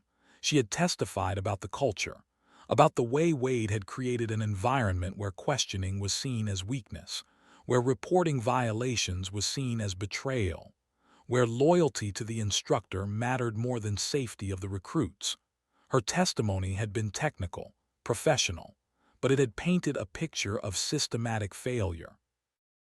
The prosecution had called Petty Officer Carrera to the stand yesterday. He had walked in looking terrified, knowing he was betraying the Brotherhood, knowing he was ending careers, knowing he would be labeled a rat, a snitch, someone who could not be trusted, but he had testified anyway, had provided documentation, had shown text messages where Wade explicitly ordered dangerous training, had described sessions where recruits were pushed beyond regulation limits, had admitted his own complicity, had accepted responsibility while explaining the pressure to conform, to follow orders, to not make waves. The most powerful testimony had come from Morrison, the recruit who had shot Hall. He had walked into the courtroom broken, had taken the stand with tears already forming, had described the final evolution, the smoke, the strobes, the confusion, the moment he pulled the trigger, the moment he realized what he had done. His voice had cracked when he described Hall going down, the blood, the chaos, the knowledge that he had almost killed someone, that he would carry that weight forever. The defense attorney had tried to suggest Morrison was responsible, that he had not followed proper target identification procedures, that he had been reckless, but the prosecutor had shown the training records, had demonstrated that Morrison had been taught to shoot fast, to overwhelm the threat, to not hesitate, had been conditioned to believe that aggression was the answer. That speed mattered more than precision. The prosecutor had made it clear. Morrison was a victim, not a perpetrator. A product of failed training, not a failure himself. Hall had testified via video link from the hospital, still recovering, still had tubes, but alive, conscious, articulate. He had described the shot, the impact, the pain, the fear, the belief that he was dying, but he had also described something else. The moment Elena had knelt beside him, had told him to breathe, had held his hand, had given him something to focus on besides the terror, he had said that was why he survived, not just the medical treatment, but the human connection. The reminder that he was not alone. The panel had deliberated for 6 hours. That was yesterday. Now they were back, ready to announce the verdict. The courtroom was full, recruits from Class 389, instructors from NSW Center, senior officers from SBECWAR Command, media in the back row, cameras not allowed but reporters with notebooks ready. This was news, federal news, the kind that would make headlines. SEAL instructor court-martialed for training abuse. System failure leads to death and injury. Navy promises reform. The bailiff called the court to order. Everyone stood. The military judge entered. Captain Marcus Stone, 25 years in the JAG Corps, reputation for fairness, for following the law without favor. He sat. Everyone else sat. The room was silent. You could hear breathing, could hear the air conditioning, could hear the weight of what was about to happen. The president of the panel stood. Commander Richard Hayes, SEAL, 20 years operational experience. Respected, professional, he held a piece of paper, read from it in a clear voice. Senior Chief Petty Officer Wade Maddox, on the charge of negligent homicide in the death of Seaman Recruit James Davis, we find the defendant guilty. Wade's head dropped. His attorney put a hand on his arm. The spectators remained silent, professional discipline holding, but you could feel it. The shift. The acknowledgement that justice was being served. Commander Hayes continued. On the charge of reckless endangerment, we find the defendant guilty. On the charge of conduct unbecoming a non-commissioned officer, we find the defendant guilty. On 12 additional charges of violating training safety regulations, we find the defendant guilty on all counts. Guilty on every charge. No split verdict. No partial accountability. Full conviction. Complete condemnation of everything Wade had done, everything he had built, everything he had believed was making better warriors. The judge addressed Wade. Senior Chief Maddox, you have been found guilty by a panel of your peers. Before I impose sentence, do you wish to make a statement? Wade stood, slowly, like a man carrying impossible weight. He looked at the panel, at the judge, at the courtroom full of people who had once respected him, once followed him, once believed in him. I was trying to make them better, he said. His voice was rough, broken. Everything I did because I believed it would produce warriors who could survive, who could win, who could come home alive. I never meant for anyone to die, never meant for anyone to get hurt. I thought I was serving. The judge waited. When Wade did not continue, Judge Stone spoke. Senior Chief Maddox, intention does not excuse negligence. Belief does not justify violation of regulations written in the blood of those who came before. You had responsibility, you had trust, you had authority, and you abused all three. The judge looked at his notes, took a breath. The room held its breath with him. What came next would define everything, would set precedent, would send message to every instructor in every training facility across the Navy. That actions had consequences, that negligence would not be tolerated, that the lives of recruits mattered more than the ego of instructors. For the crime of negligent homicide in the death of Seaman Recruit James Davis, you are sentenced to 10 years confinement at the United States Disciplinary Barracks, Fort Leavenworth, Kansas. 10 years, the number hung in the air. Wade's shoulders sagged. His attorney closed her eyes briefly, accepting the inevitable. The judge continued. For reckless endangerment resulting in injury to Petty Officer 3rd Class Marcus Hall, you are sentenced to 5 years confinement to run concurrently with the previous sentence. Wade's mother was in the back row. Elena could hear her crying. Quiet, broken, a mother watching her son destroyed. It did not matter that he had earned this, that his actions had killed one young man and nearly killed another. He was still her son. That was the tragedy of justice. It had to be done. But it still hurt everyone it touched. You are reduced in rank from Senior Chief Petty Officer, pay grade E8, to Seaman Recruit, pay grade E1, the lowest rank in the Navy. The same rank Wade had held when he first enlisted 20 years ago. Everything he had built, every promotion he had earned, every achievement he had accumulated, all stripped away, gone, erased. You forfeit all pay and allowances. You will receive no salary during your confinement, no benefits, no compensation. The Navy will take back everything it had given him. You are dishonorably discharged from the United States Navy effective immediately upon completion of your sentence. Your military service is terminated with prejudice. You will never wear this uniform again. You will never be called a sailor again. You will never be welcomed back into the brotherhood you betrayed. The judge paused, let the weight of those words settle. Then he looked at Wade directly. Senior Chief Maddox, you took an oath to support and defend, to bear true faith and allegiance, to obey orders, to conduct yourself with honor. You broke that oath. You betrayed the trust placed in you. You failed the people you were supposed to protect, and a young man died because of it. Wade's head was down. He did not look up, could not meet the judge's eyes, could not face the reality of what he had become. The court is adjourned. The gavel came down, sharp crack, finality, it was done. Wade stood there, 10 years, dishonorable discharge, everything he had built, gone, his career, his reputation, his identity, all erased. He was no longer Senior Chief Maddox.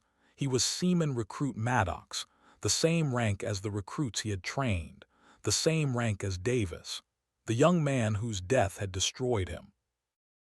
The bailiff approached, handcuffs ready. Wade extended his wrists. The cuffs clicked. Cold metal, finality. He was led from the courtroom, did not look back, did not say anything more, just walked through the door. Into custody, into prison, into consequences. The spectators filed out slowly, quietly, processing what they had witnessed. Elena remained seated, watching the empty defense table, feeling something she could not quite name, not satisfaction, not vindication, just completion. The mission was done. Justice had been served. The system had worked. Slowly, imperfectly, but it had worked. Chief Park put a hand on her shoulder. It is over. Not yet, Elena said.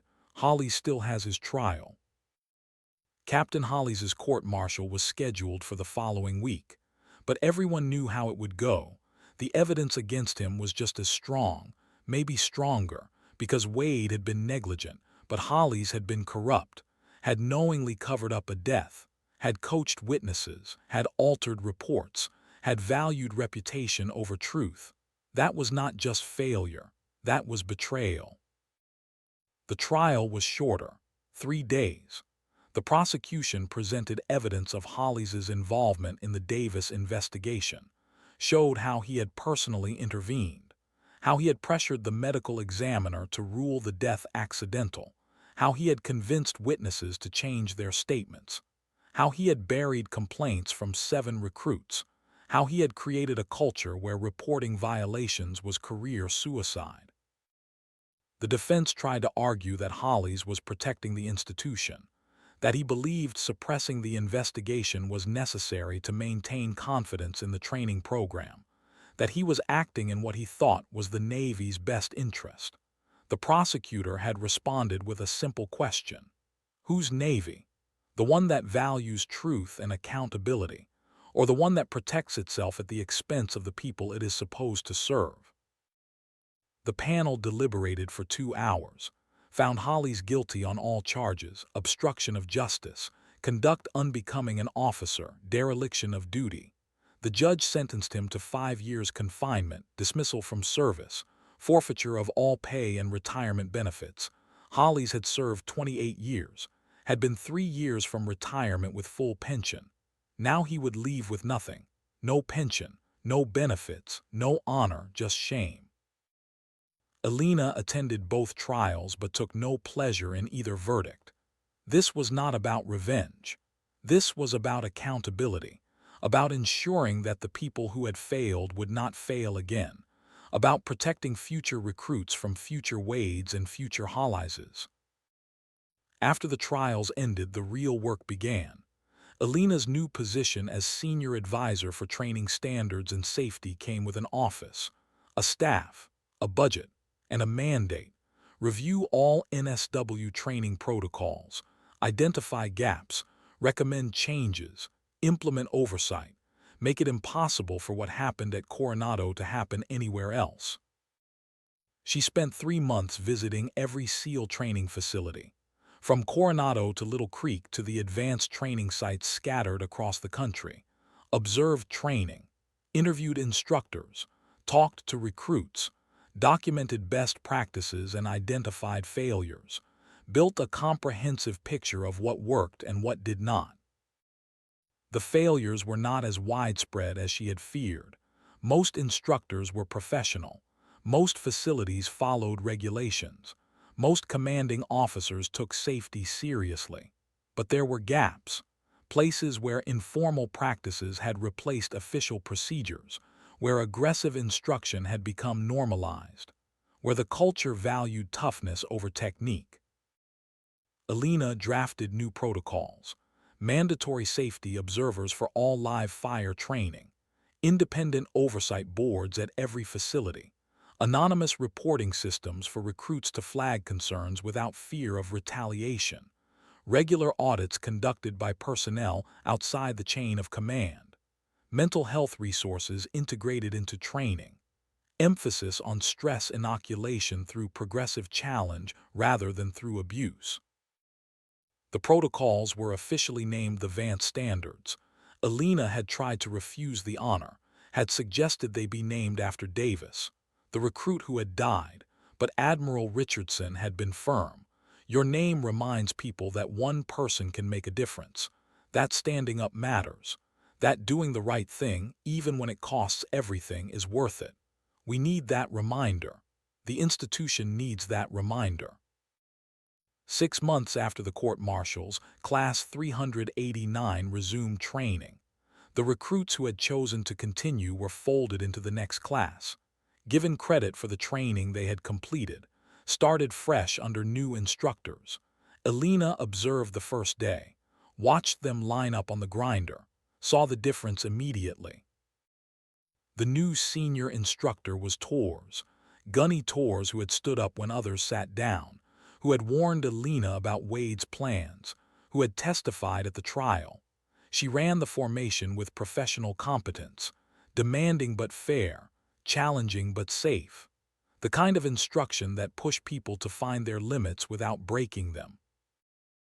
Morrison was there, the recruit who had shot Hall. He had been medically cleared, psychologically evaluated, determined fit to continue, but he was different now, quieter, more serious, less cocky. He understood what he had almost lost, what Hall had almost lost. He moved through training with focus, with precision, with the kind of awareness that came from knowing how fast things could go wrong. Chen was there too, the small recruit who had quit during pool training. He had returned, had proven he could do it, was doing it, not the fastest, not the strongest, but persistent, dedicated, refusing to quit even when everything in him wanted to stop. That was what made SEALs, not size or strength, but the refusal to accept defeat.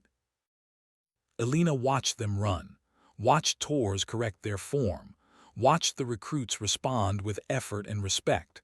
This was what training should look like: hard but fair, demanding but professional, building warriors without destroying people.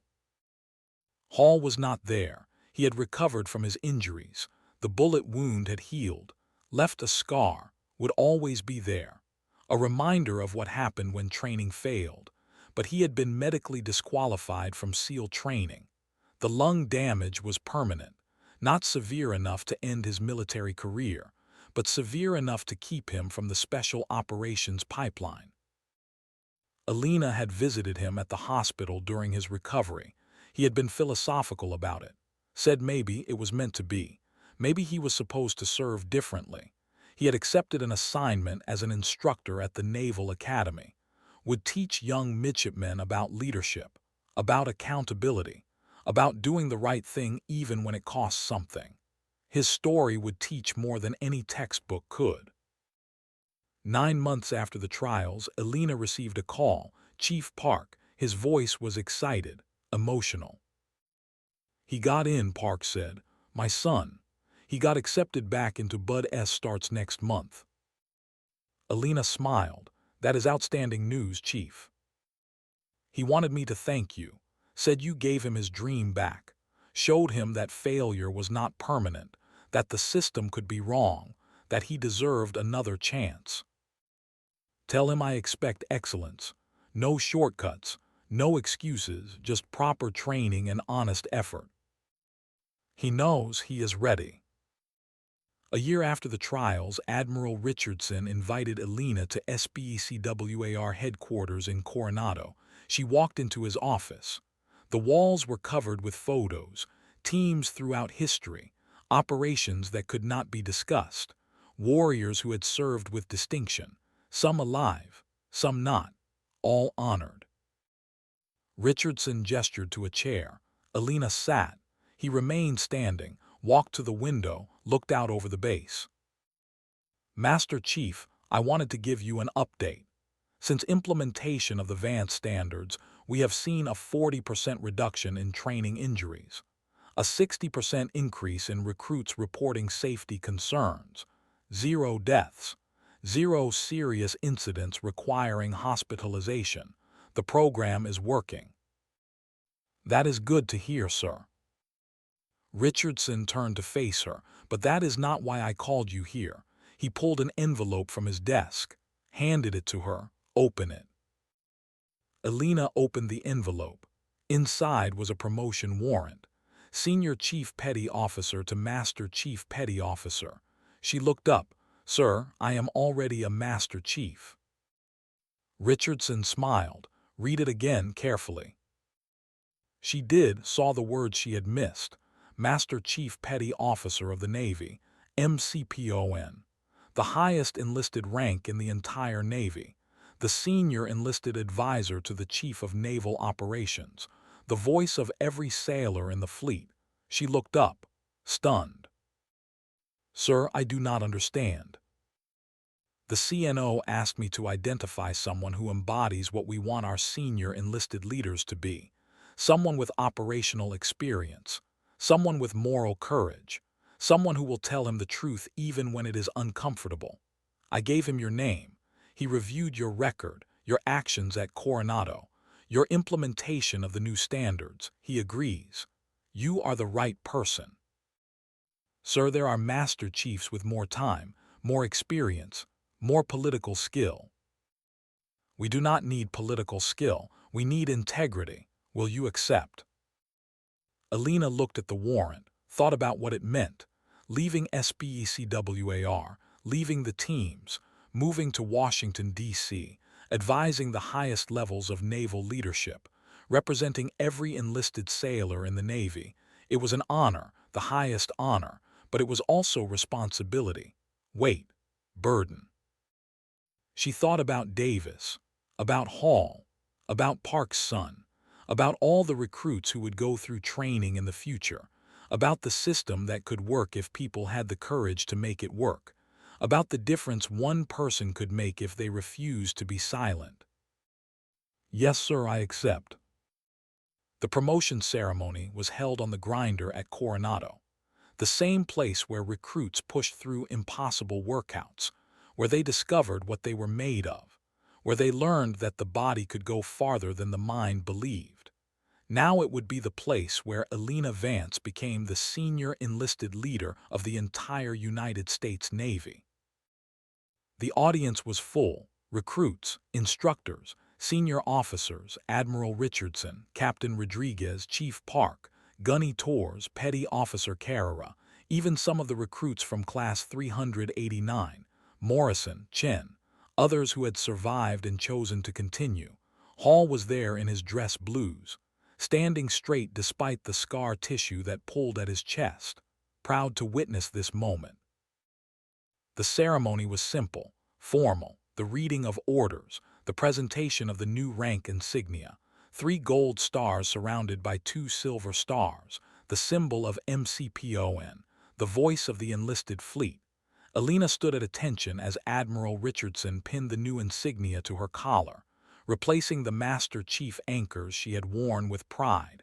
This was different. This was bigger. This was responsibility to everyone who wore the uniform. When the ceremony ended, Elena was expected to give a speech.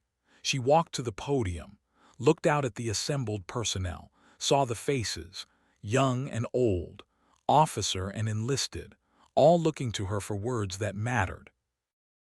She spoke without notes, from the heart, from experience, from 19 years of watching the system work and fail, from months of fighting to make it better, from the knowledge that every word she spoke now would be remembered, would be quoted, would define how people understood what had happened here. I did not ask for this honor, did not seek it, did not think I deserved it, but I accept it because it comes with responsibility. The responsibility to speak for those who have no voice, to stand for those who cannot stand, to ensure that the people we ask to serve, the people who raise their right hand and swear an oath, are treated with the dignity and respect they have earned simply by choosing to serve. She paused, let the words settle, saw them land on the faces in the crowd, saw understanding, saw agreement, saw recognition that this was not political speech. This was truth from someone who had paid for the right to speak it. A year ago, I came to Coronado and saw things that were wrong. I saw training that crossed the line from challenge to abuse. I saw instructors who valued their own egos more than the lives of the people they were supposed to build. I saw a system that protected reputation instead of protecting people, and I could have looked away, could have stayed silent, could have protected my career by protecting the institution, could have told myself that this was not my problem, that someone else would fix it, that speaking up would not change anything anyway. Her voice grew stronger, carried across the grinder, reached every ear, every heart. But I did not stay silent, because silence in the face of wrong is not loyalty, it is cowardice, and warriors are not cowards. We do not look away when we see injustice. We do not protect systems that harm the people they are supposed to serve. We stand up, we speak out, we demand better even when it costs us everything, because that is what the oath means. Support and defend, not just against foreign enemies, but against any threat to the people we serve with. The audience was absolutely still, every eye focused on her, every ear listening. You could have heard a pin drop, could have heard breathing, could have heard hearts beating. This was the moment, the message, the reason this all mattered. What happened here should never have happened. A recruit died. Seaman recruit James Davis, 20 years old, from Ohio, wanted to be a SEAL since he was 12. Never got the chance because the system failed him. Others were injured. Petty Officer Hall took a bullet that should never have been fired. Recruits quit because they thought they were not good enough when the truth was the training was not good enough. Careers were destroyed. Lives were changed. Families were devastated. All because people chose comfort over courage, chose silence over speaking up. Elena's voice caught slightly, just for a moment, the emotion breaking through, the weight of what had been lost, what could never be recovered, but she pushed through, kept going, because the message mattered more than her feelings. But from that failure came change, came accountability, came reform. The Vance standards that now govern all special warfare training. independent safety boards at every facility, anonymous reporting systems so recruits can speak up without fear, mental health resources integrated into the pipeline, regular audits, oversight, transparency. These are not just words on paper. These are protections. These are promises. These are commitments that we will not fail another James Davis, will not wound another Marcus Hall, will not break another recruit who deserved to be built up. She looked directly at the recruits, at Morrison with his haunted eyes, at Chen with his quiet determination, at all the young faces who had survived and chosen to continue, who had faith that the system could be better, would be better, must be better. Elena looked at the recruits, at the young faces full of determination and fear and hope. To the recruits here today, you have chosen a hard path. Training will push you, will test you, will demand everything you have, but it will not break you, not anymore, because we have learned, we have changed. We have built systems to protect you while challenging you, to make you better without destroying you. And if anyone violates those systems, you have the right and the duty to speak up. Your voice matters, your safety matters, you matter. She looked at the instructors, at Tors and others who had stood up, who had chosen right. To the instructors, you have the hardest job in the military, transforming civilians into warriors.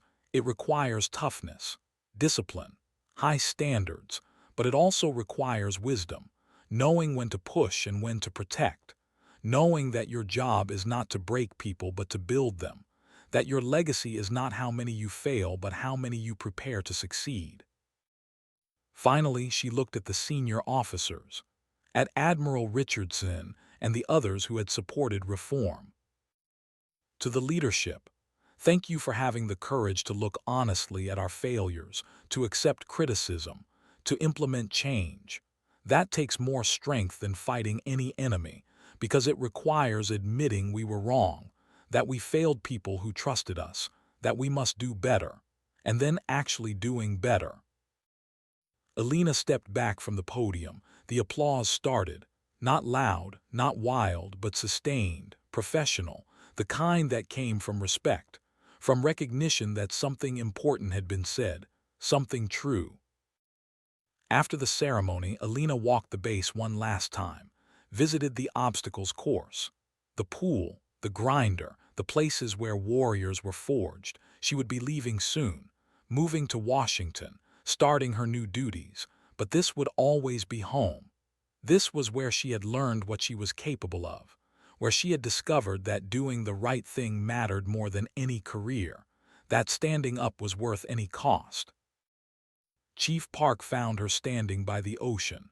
The sun was setting, orange and gold across the water, the same colors she had seen her first day here, but everything was different now. "Congratulations, Master Chief," Park said. "Or should I say Master Chief Petty Officer of the Navy?" "Just Elena is fine." They stood in comfortable silence, watching the waves roll in. The ocean was constant, relentless, patient. It wore down everything eventually, not through violence, through persistence. "My son starts training next week," Park said, "under the new protocols, under instructors who will challenge him fairly, who will build him up instead of tearing him down. He will do well. He has the foundation, just needs the opportunity." Park looked at her.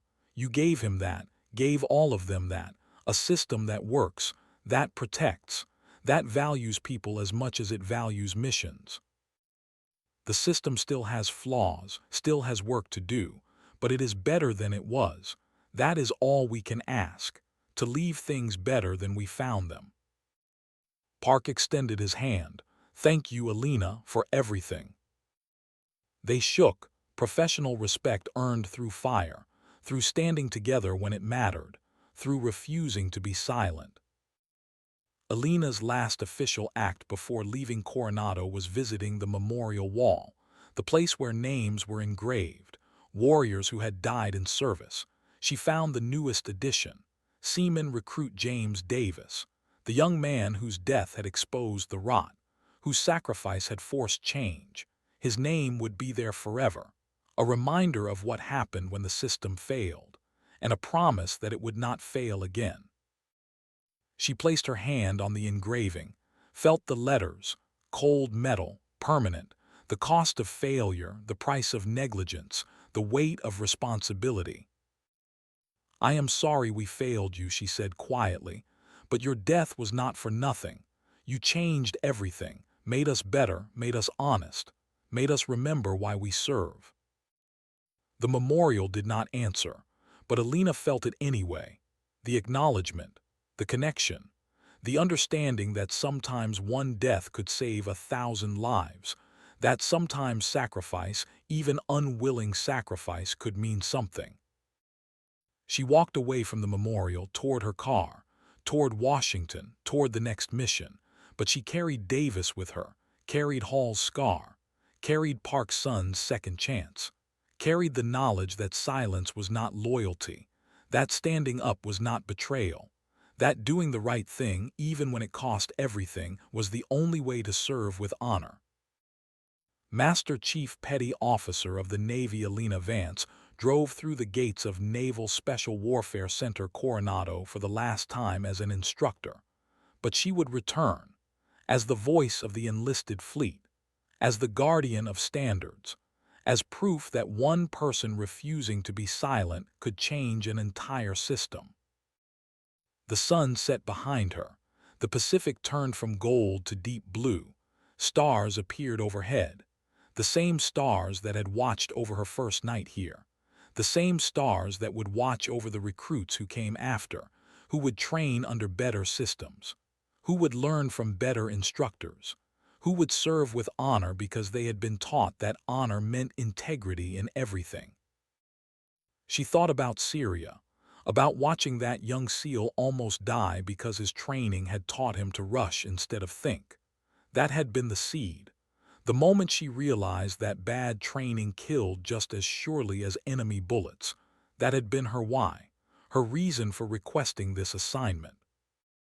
Davis would never deploy, would never get the chance to prove himself, because the training killed him first. That was the failure, the unforgivable sin, not that training was hard, but that it was wrong, that it broke people who should have been built. But no more, not here, not anywhere in naval special warfare, because the Vance standards would prevent it, would catch it, would stop it before another young man drowned in a pool, before another recruit took a bullet in a training exercise. Elena had spent 19 years learning how to be a warrior, but her hardest mission had not been in combat. It had been here, against the system she served, against the culture that valued reputation over truth, against leaders who protected themselves instead of protecting their people. And she had won, not perfectly, not without cost. Davis was still dead, Hall still had a scar, lives had been damaged, but the future was different, better, safer.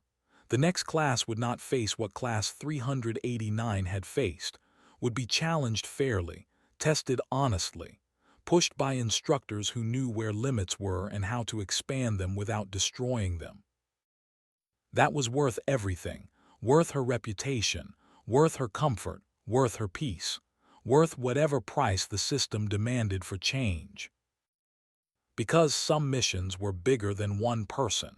Some victories were measured not in enemies defeated, but in lives protected, in systems reformed, in futures secured for people who would never know your name but would benefit from your sacrifice. The stars watched, constant, bearing witness. They had seen it all before, warriors who stood up, who refused to accept wrong, who fought battles that no one would write songs about, and they would see it again. Because every generation had people like Elena, people who cared more about right than career. And somewhere on a base in California, recruits were learning what Elena had taught them, not from lectures but from example, from watching what happened when someone stood up, when someone refused to be silent. They were learning that the hardest battles are not fought with weapons, they are fought with words, with documentation, with standing up when everyone else sits down. They were learning that silence in the face of wrong is not loyalty, it is cowardice. That protecting a broken system is not service, it is betrayal. That the oath means something. That honor is not just a word. That warriors protect people, not reputations. The road stretched ahead, dark, unknown, full of challenges Elena could not yet see, but she was not afraid. She had faced worse, had overcome harder, had proven that doing the right thing, even when it cost everything, was always worth it. And she would keep proving it, every day, in Washington, in briefings, in decisions that would affect thousands of sailors. She would be their voice, their advocate, their reminder that they mattered, that their service meant something, that the Navy existed to serve them as much as they served it. Master Chief Petty Officer of the Navy Elena Vance was ready, because that was what warriors did.